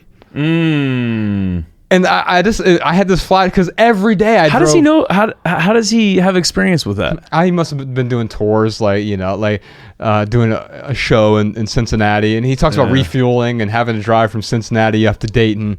And every day when I was doing the director job, I would drive because I lived downtown Dayton because I didn't want to live in Cincinnati. Nothing against Cincinnati. I just love Dayton.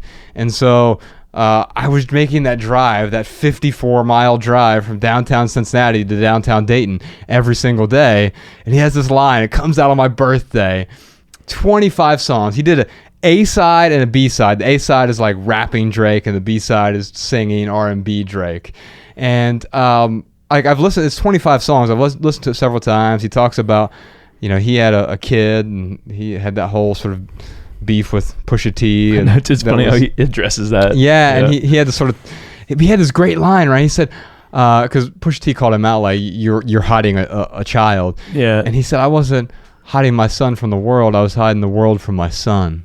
Yeah. And and he has other lines about our addiction to social media on there. And there are just some great one-liners, some great lyrics.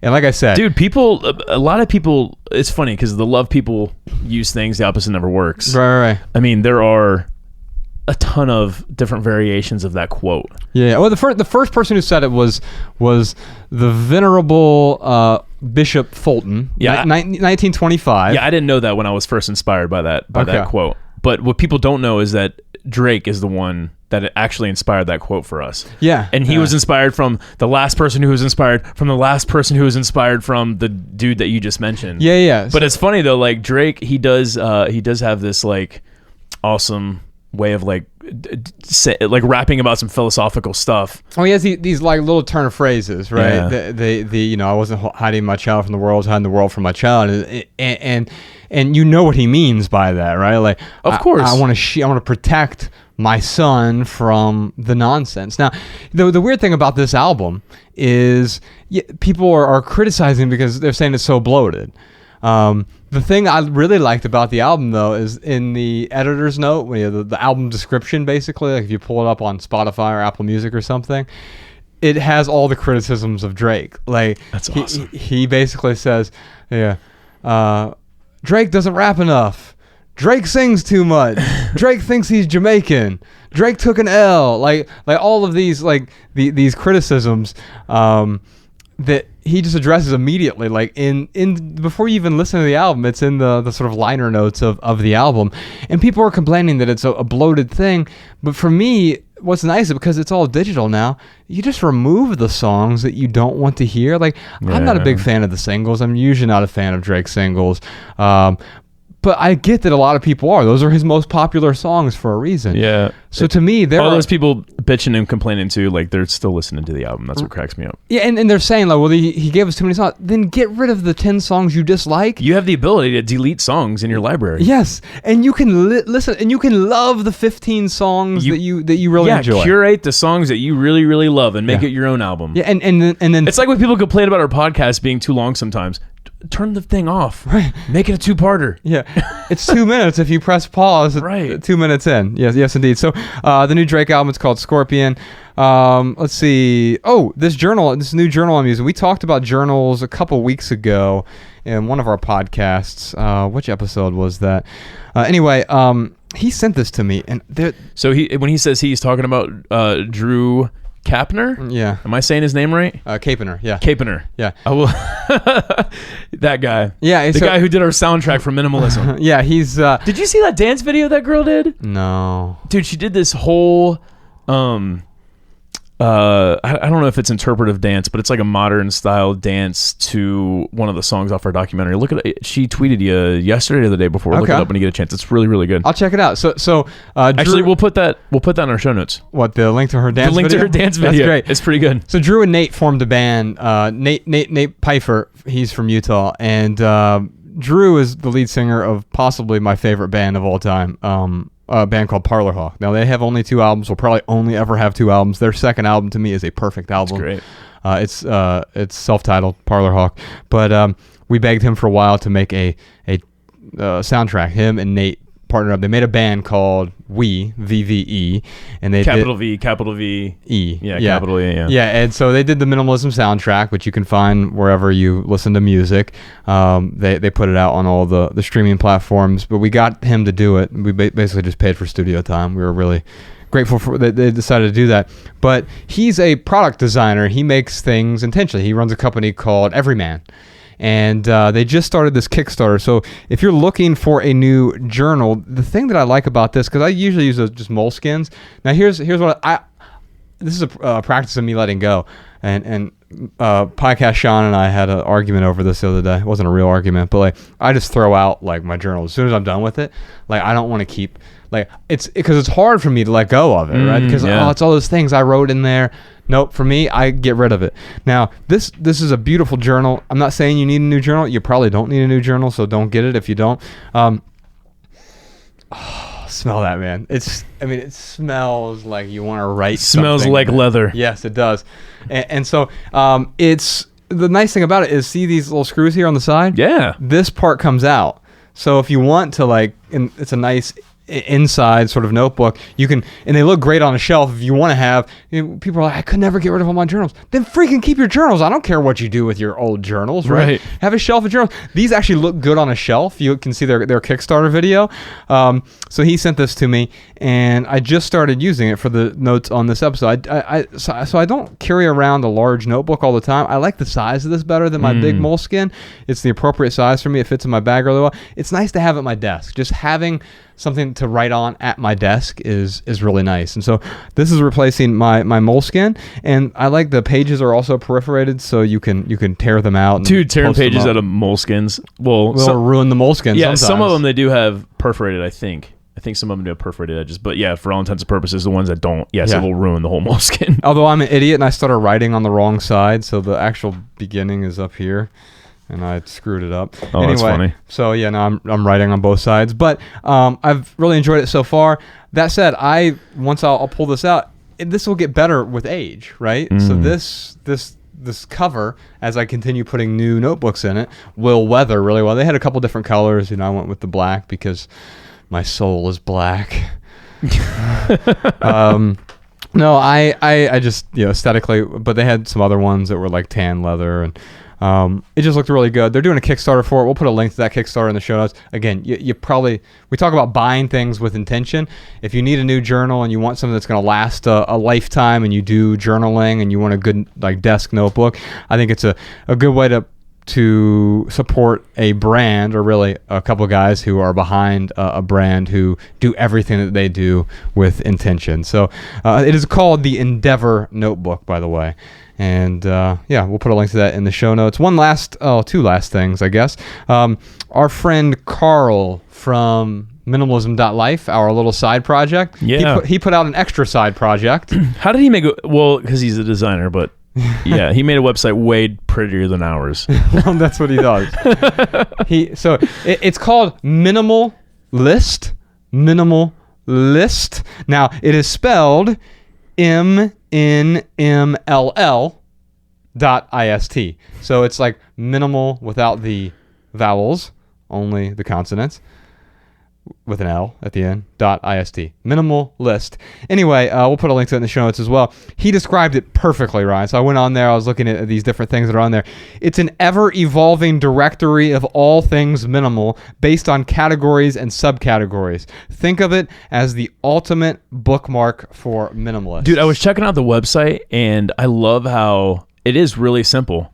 Yeah. And you can just kind of pick a topic, but then you can dive so deep. Yes. And he does such a good job of not making you feel overwhelmed. Right, and because you get to choose what you're overwhelming yourself with. Right, as opposed to just hitting you over the head with there's clearly no pop-ups, or there's no, right. There's nothing like that. It's aggressively simple, but it has categories like if I ever were to buy a bike, meaning if I ever learned how to ride a bike, and then I bought one, I would clearly go on there. He has the 3 bikes that he finds to be most beautiful, and then books. He has books about minimalism, like Goodbye Things, or Everything That Remains, or The More of Less by Joshua Becker. But then you can dive deeper into the subcategory. But you got the top 3 in all these different categories of tables, like dining room tables, and different things. That it's a really well curated list. If you're thinking about buying something and you want to do so with intention, he has curated this list, and that's why it's called the Minimal List. MNMLL.ist. And then I want to talk to you about this, Ryan. You and I had movie night. We're starting to watch the Matrix trilogy. Dude, I cannot believe how well the Matrix held up. I know. What year did that come out? It was 98 or 99, I believe. I think it was 99. Well, here, it's going to be right here. 1999. 1999. Yeah. Dude, for that film almost being 20 years old. Yes. It holds up incredibly well. Yeah. You and I were talking about, I think a lot of it has to do with the green screen. I think a lot of it was done with the green screens as opposed to CGI, which I think CGI for 20 years ago would have made it look pretty bad. Yeah. But, man, and I think the reason it holds up so well is not because of the wonderful sort of aesthetics of the... of the cinematography, or right, which is good, but yeah.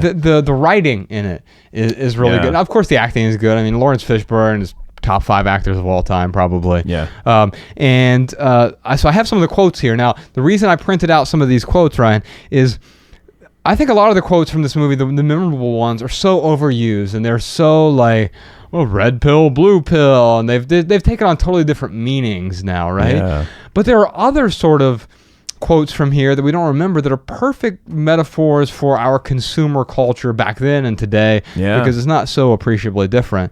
And so there are a few of them in here. Let's talk about them. Yeah, so Agent Smith, when he said, "I'd like to share a revelation that I've had during my time here. It came to me when I tried to classify your species, humans, and I realized that you're not actually mammals. Every mammal on this planet instinctively develops a natural equilibrium with the surrounding environment, but you humans do not. You move to an area and you multiply and multiply until every natural resource is consumed, and the only way you can survive is to spread to another area. Is there another organism on this planet that follows the same pattern? Do you know what it is? A virus. Human beings are a disease, a cancer on this planet. You're a plague, and we are the cure." God, I just want to see the second Matrix now. Well, we're going to, hopefully next week. But I don't agree with that in terms of humans, but it's human behavior quite often, right? Yeah.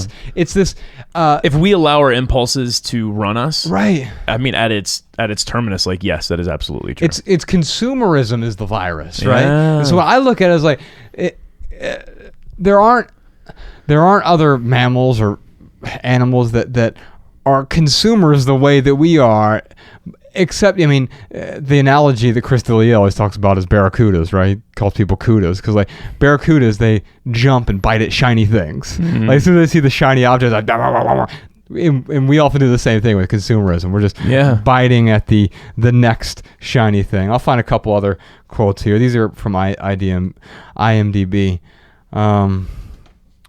What are you trying to tell me? I can dodge bullets? No, Neo. I'm trying to tell you that when you're ready, you won't have to. So good. Yes. Dude. I got chills just listening to that line. I'm telling you, dude, like, I cannot believe how much I enjoyed that movie watching it for the 20th time. Yes. I just haven't seen it in probably 5 years. Well, and it sort of reminds me of like when people ask like do you know, is it easier for you to like not buy stuff now? I mean, the honest answer is yeah. But it's because I'm not always thinking about buying the stuff anymore. It's like when I become a minimalist, I buy fewer things. And the answer would be like, when you become a minimalist, you won't have to. Yeah. Like because you're focused on what is actually more important in your life. That's really what minimalism is about. It's the intentional that's so curation. That's good, dude. That's a good spin on it. So that's what as soon as I heard that, that's what I thought about. Go ahead. I was gonna say one of my favorite lines is when like they just got him out of the little, embryo looking thing. Yes. And he's like, "Why do my eyes hurt?" Yeah. And he's like, yes. "It's because you've never used them." Yes. And I was like, "Damn!" Like that is such a good metaphor for like for minimalism. When we take this on, it hurts, man. There's a lot of pain. Mm-hmm. There's a lot of difficulty letting things go. Yeah. There's a lot of difficulty with changing habits, and it's because we've never looked at life that way before. Like, yes, there is this painful kind of beginning that comes with minimalism, right? But yeah, once we get used to it, you won't even have to buy things. Right. Yeah. and I think that's actually that's not true. You will still have to buy some stuff. Yeah. Yeah. But you won't be worried about it. Right. And I think that's the thing, because if you develop the habits and the rules that are appropriate for you, then you stop worrying about, like, I don't worry about buying things anymore, right? It's because I know that I'm deliberate with the things I bring into my life. I'm also deliberate with the things that I choose to hold on to. Yeah. And the eyes thing is a much better metaphor than the red pill blue. The red pill blue pill thing has just become so overused. Like, yes, okay, minimalism's the red pill. It opens up the truth or whatever. Fine, whatever. You can say that if you want, but the better metaphor is like, open your eyes. And right now we're walking around with our eyes closed, so to speak, because I think I'm sorry. You finish the metaphor. No, go ahead. What I was thinking is like our eyes closed is living off of impulse. Exactly. That's what living off of impulse is. And that brings me to the next quote. It's from, remember Mouse when he designed the woman in the red dress? Oh yeah. And I disagree with this quote, because I think it's the opposite is true. Mouse said, to deny our own impulses is to deny the very thing that makes us human. And I would say the very thing that makes us human is our ability to deny our acting on every impulse. The ability to not act on every impulse is what makes us a better human being. Tweet that podcast, Sean. All right. If you could drop this mic. Pull this off of here. Yeah, so there are a couple others. Maybe we'll just find one more that makes a little bit of sense here. Dude, I just can't believe how well that movie held up. Yeah. So yes. Morpheus. So of course all the best lines are from Morpheus. Have you ever had a dream, Neo, that you were so sure was real? What if you were unable to wake from that dream? How would you know the difference between the dream world and the real world? And I think sometimes, like, we get so caught up in the dream world of... Dude, sentimentality is the first thing I think of. The dream world is the dream world of sentiment. Yeah, and I think of nostalgia. Yeah, very similar things. Right, yeah. Right. And I think those two things are often related, right? Like, we hold on to these sentimental items only because of the nostalgia. Right. And that's the danger of nostalgia. It's this dream world, because that world didn't actually exist. I remember, like, we were filming this new documentary, The Minimalists, Less Is Now, and we were back at my old childhood home. Down there in Warren County, Ohio. You bought it. You bought the place. No. Because of how sentiment it was. Yeah, right. I didn't have the $40 on me. Dude, I wouldn't buy that. You couldn't give me that house. It's boarded up, man. Oh my God. Anyway, that's like a knockdown. Anyway, yeah. But like, I do remember, like, just being in the old neighborhood and having like this good feeling, but there was nothing, I mean, generally nothing good about it. There was 10% good, 90% bad. But then, like, for whatever reason, like the nostalgia, oh yeah, the comfort of whatever, but that's just pulling forward the good stuff. That's a dream world, because the real world of back then was chaos. It was electricity being cut off. It was, we didn't pay the water bill this month, so it got turned off. It was a different world, and so, like, yeah, being able to wake up from the dream world is what minimalism has allowed me to do. All right, I think that's it for my added value. Ryan, what's adding value to your life recently? Well, it's funny, man, because we know someone who works for Lululemon, and remember they wanted to give us some clothes to try out. Yeah, Aaron. Yeah, and I'm assuming it's because, you know, they want to have our buy-in, because if you can get the minimalist to buy into your product, right, then it must be a really, really good product. Right. And our good friend Dr. Ryan Green, he has went way out of his way to, like, just, you know, tell me how much he really enjoys these products. So I know you went and they tried to give you some stuff for free. Oh, they did give it to you for free. They did, yeah. But then you went and donated some money in their name. Yeah, so I found out exactly how much it was. Well, so Aaron gave me, and I actually wear the Lululemon jacket they gave me. Yeah. And I have a long sleeve T-shirt. It's very similar to this that they gave me that I really like. Yeah. The jacket I especially like. I probably wear that thing almost every day.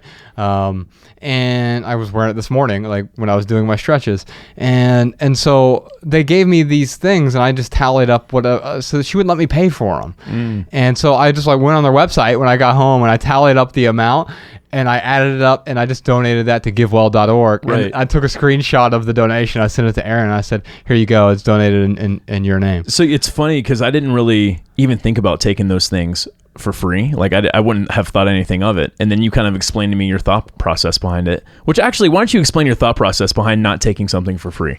Well, because then I feel compelled to talk about it positively. And then also, if I do talk about it positively, then I feel like I've been bought in some way. Yeah, you don't want to owe anyone anything. Exactly. So keeping that in mind, because I did want to try out the products. I didn't tell Aaron I was going. I just went and bought actually this pair of pants and this lovely shirt that I'm wearing now.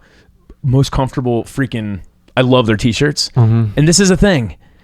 It may not be an awesome t-shirt for you. Right. It may not be an awesome t-shirt for anyone listening to this, but I'll say, like, I'd really find their t-shirts really comfortable, and this pair of, like, athletic sweats that I bought, they do a really good job of with men's apparel. I just had no idea, because I always thought of Lululemon as, like, this yogi, you know, I had to like go to yoga class and drink caramel macchiatos in order to wear Lululemon. Yeah. And be a woman too. I didn't realize they made apparel for men. Right. But yeah, it's like it's actually, I really do enjoy their brand. And the one thing I really appreciate about them, and you're not getting paid for this, by the way. Like I really appreciate this brand because of the saying that they have. I forget exactly how it goes, but it's something about people who sweat together build stronger relationships. Right. Yeah. And it's absolutely true. Like it's when I think about like Dr. Ryan Green and I, we hang out the most with exercising in some way, going to the gym, going to SoulCycle. We just did this like Nike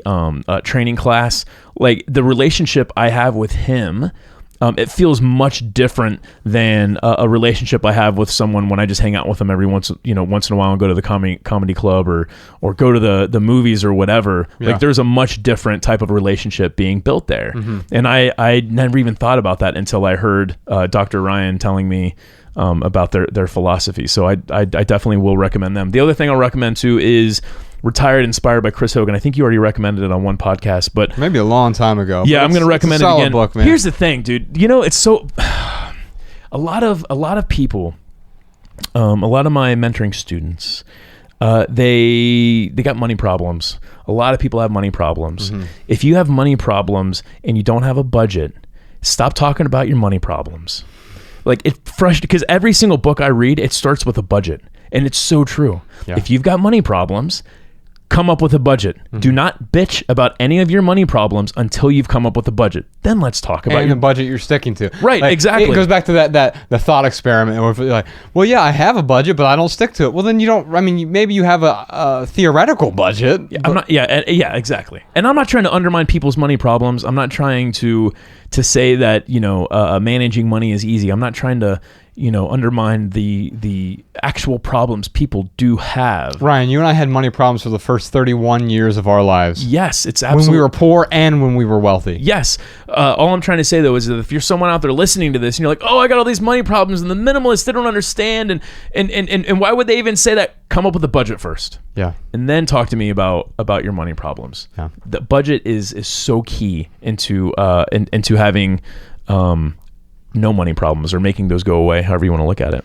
Yeah. Well, speaking of Chris Hogan, I think it's a great book. He has a good podcast as well. It's also called Retire Inspired. Yeah. And he talks about retirement, but he does so in a way that he frames it for people our age. I mean, the problem with retirement is we start thinking about it when we're like in our late 50s or something. Yeah. And that's better to think about it when you're 55 than when you're 75 and all of a sudden you're like, well, I should probably think about this whole retirement thing.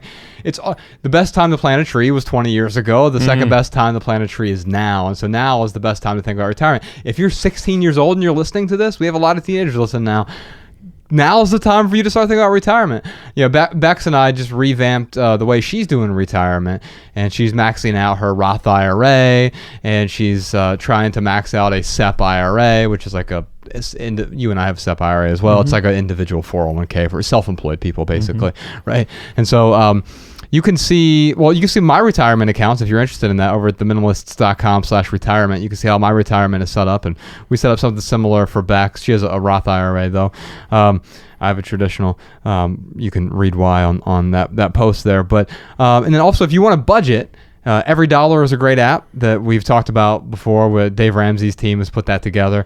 And then also our budget, the budget you and I put together, is theminimalists.com/freedom. And people can find that. We'll put links to those in the show notes. Yeah, but I agree. It's a great book. I want to go back to the Lululemon thing for a second because there's one thing I forgot to mention. Go for it. The clothes that they make, like this T-shirt, it's called the 5-year T-shirt. Uh-huh. Like I think it's $50, but like it is meant to last for at least 5 years. Gotcha. Which I really appreciate they factor in the wear and tear on your clothes. Yeah, and that's important because it goes back to the question I think it was Nick that asked earlier about quality versus quantity. Right. And I mean sometimes and by the way, it doesn't mean that again, like you said, it doesn't mean that shirt will necessarily work for someone else. Mm-hmm.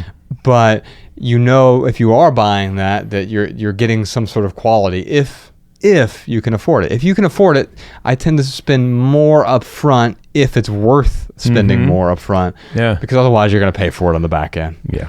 Yeah, pay for it and letting go, which that's a cost in and of itself. All right, let's move on to Right Here, Right Now, so where we talk about what's going on in the lives of the minimalists. We'll be with Chris Hogan really soon and some other folks from Dave Ramsey's team. We're going out on the Simply Southern tour. We're talking about money and minimalism. We're going to be in Alabama, and we're going to be in Kentucky, and we're going to be in Tennessee. We're going to be with Rachel Cruz, Chris Hogan, and Anthony O'Neill, one person in each of those 3 cities. We're going to talk about money and minimalism. 100% of the profits go to the Gym City Market, the nonprofit food co-op that we're trying to help build in our hometown of Dayton, Ohio, which has one of the largest food deserts in the entire country. Dayton, Ohio is also the 2nd hungriest city for families in the United States. So if you want to help out with that, you can attend. If you're anywhere in the South, I've heard we have a couple people from Canada coming down to the Louisville stop, which is good news. It looks like the Nashville stop is going to sell out relatively soon. We definitely need your help in Louisville and Birmingham as well. So if you are thinking about coming, go ahead and come on out. 100% of the profits that Ryan and I make are going to go to the Gym City Market. If you want to contribute to the Gym City Market outside of that, if you want to help us build this food co-op, you want to donate some money for my 37th birthday, head on over to theminimalists.com/Dayton. You can read more about the co-op, when it's going to be built, how they're going to help serve families in West Dayton, which, by the way, doesn't have a single grocery store in the entire west side of Dayton right now. The last 30 days, or last month for 30 days rather, Ryan, so all of June, we recorded Living Room Conversations. Living Room Conversations. Man, that's our theme song. Well, that was the theme song whenever Ryan joined me. So Ryan joined me for at least a handful of these. That's how you know I was there. Yeah, that's right. And I brought some other special guests on. Bex was on for one of them. Actually, she was on for 3 of them. If you see her in the background of 2 of them, she was like doing a workout during a couple of them that I recorded. But she actually answered a question about minimalism for families with me as well. I brought Ella on for one of them. How many toys should kids own? Her and I talked about how many toys she should own. And we brought TK Coleman on, talk about quitting a job that you hate. Yeah. So here's some of the questions that we answered over at the Living Room Conversation. This is, by the way, all on our YouTube channel, youtube.com/theminimalists. What steps do you need to take for the minimalist life to happen? How much stuff should you get rid of? How can I get the whole family on board with minimalism? What if you can't turn your passion into a career? How do you get rid of things you might need in the future? How many toys should your kids have? How do minimalists handle one-time purchases? What do minimalists do for fun? When is it okay to throw away my partner's things? What do you think about downsizing your home when you have kids? How do you deal with criticism? How do you quit the job you hate? Should you break up with your girlfriend if she is not a minimalist? How do you introduce minimalism to a friend? How do you get people to stop buying you gifts? Why doesn't minimalism have color, style, or personality? What's one item you'd grab if your house was on fire? When have you taken minimalism too far? What should you do with your old photos, school books, DVDs, and VHS tapes? What is your budget for clothing? How do you let go of sentimental items? What books do you recommend to get out of debt? What's the difference between advertising and marketing? What's one thing you've let go recently? What's one thing you regret minimizing? As a minimalist, what items do you keep in your car? We did a field trip to my car when I was at LAX picking you guys up from the airport. I got this question, and I'm like, oh, all right, well, I've got my car here. Let's just take a field trip. And I show you the 4 things that I keep in my car. What do you carry in your pockets every day? I did a video here where I just emptied all my pockets and and show people what I kept in my pockets. And you'd actually be surprised. I probably keep more things in my pockets than a lot of people. Do you ever want to quit social media? How do you avoid procrastination? And how do the minimalists spend their money? I'll tell you, I really enjoyed the experiment. I'm certainly not going to do videos every single day because that became stressful after a while, trying to do a video every day. But I could see doing a regular thing, living room conversation once a week and answering questions. So you can join us over at the YouTube channel, and we'll do more of these living room conversations. Maybe we'll get Ryan over to my house more often to do these, and we'll post them occasionally over on the YouTube channel. Let's see what else we have going on. Mention my birthday. Oh, Speaking of YouTube channel, if you check out the video version of this podcast, if you want to see the video version of this podcast, we put it up a day early now. So this podcast usually comes out on Tuesdays. The video version, because of a whole complicated series of events that has to happen to get this thing out on time, the video version is up a day early. So it comes out on Mondays. If you want to see this podcast a day early and see Ryan's beautiful face and his flowing hair and all his hair product. Oh, keep going. All his glory. Also, if you want to get the show notes to every episode of the podcast, you can just enter your email address over at theminimalists.com. That'll give you access to all the show notes in your inbox. We'll never sell or give away your email address or send you any spam, but you'll also get any new writings, any new essays, any new articles that we write over at theminimalists.com. Just enter your email address over at the top. Ryan, what else we got? You know I got those voicemail comments and tips from our listeners. Here, check them out. Hello, Minimalists. This is Becky from England. I just wanted to send a message for anyone who is considering minimizing their social media usage. So this is something I have battled with most of my adult life. I actually worked in social media, managed social media accounts for lots of brands, as well as checking my own personal accounts in the morning and in the evening. And after being motivated by hearing how you guys were using your own accounts more mindfully this year and listening to your podcasts, I decided to give myself 30 days off work and off using social media.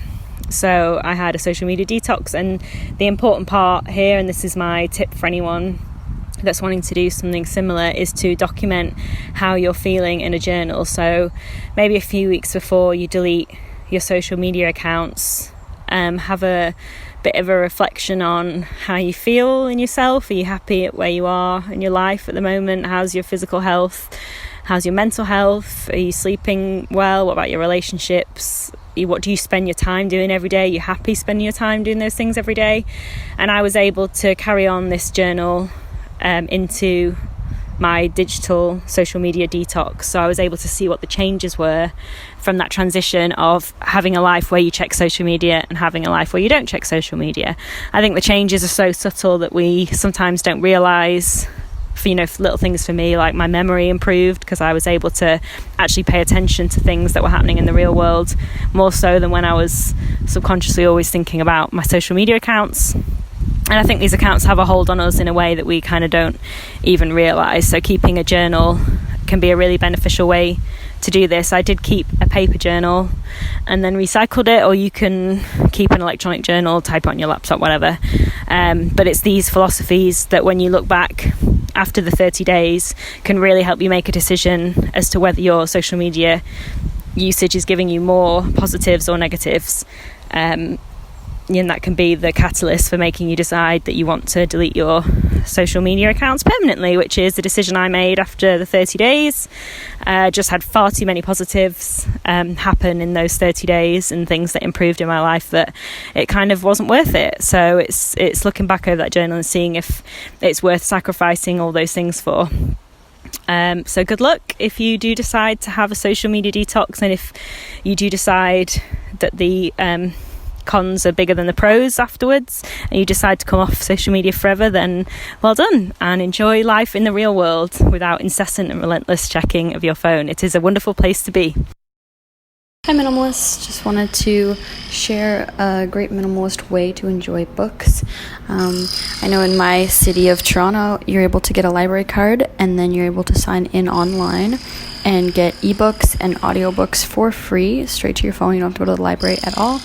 That's a great way to enjoy books. You can have them on your phone and read them anywhere, or listen to an audiobook on your commute, and it's a great way to enjoy books and not have to stockpile them. Hey Ryan and Josh, this is Lauren in Colorado. I am responding to Sabrina, who called in on the intentionality or intentions episode and was asking how she can continue to remind herself of her intentions day to day once she has set them.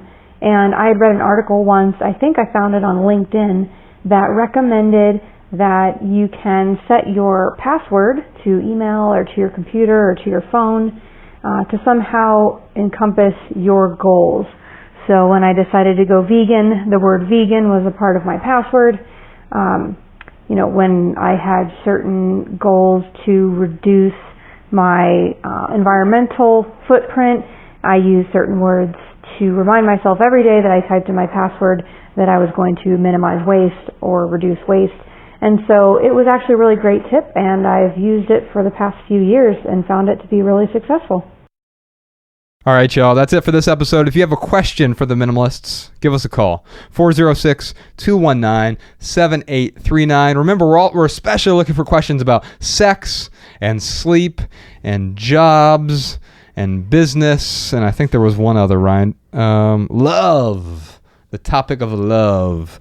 When you call up, just say, hey, my question is about love or whatever, and we'll make sure that your question makes it to the top of the list. Or you can call us with a question about anything else as well.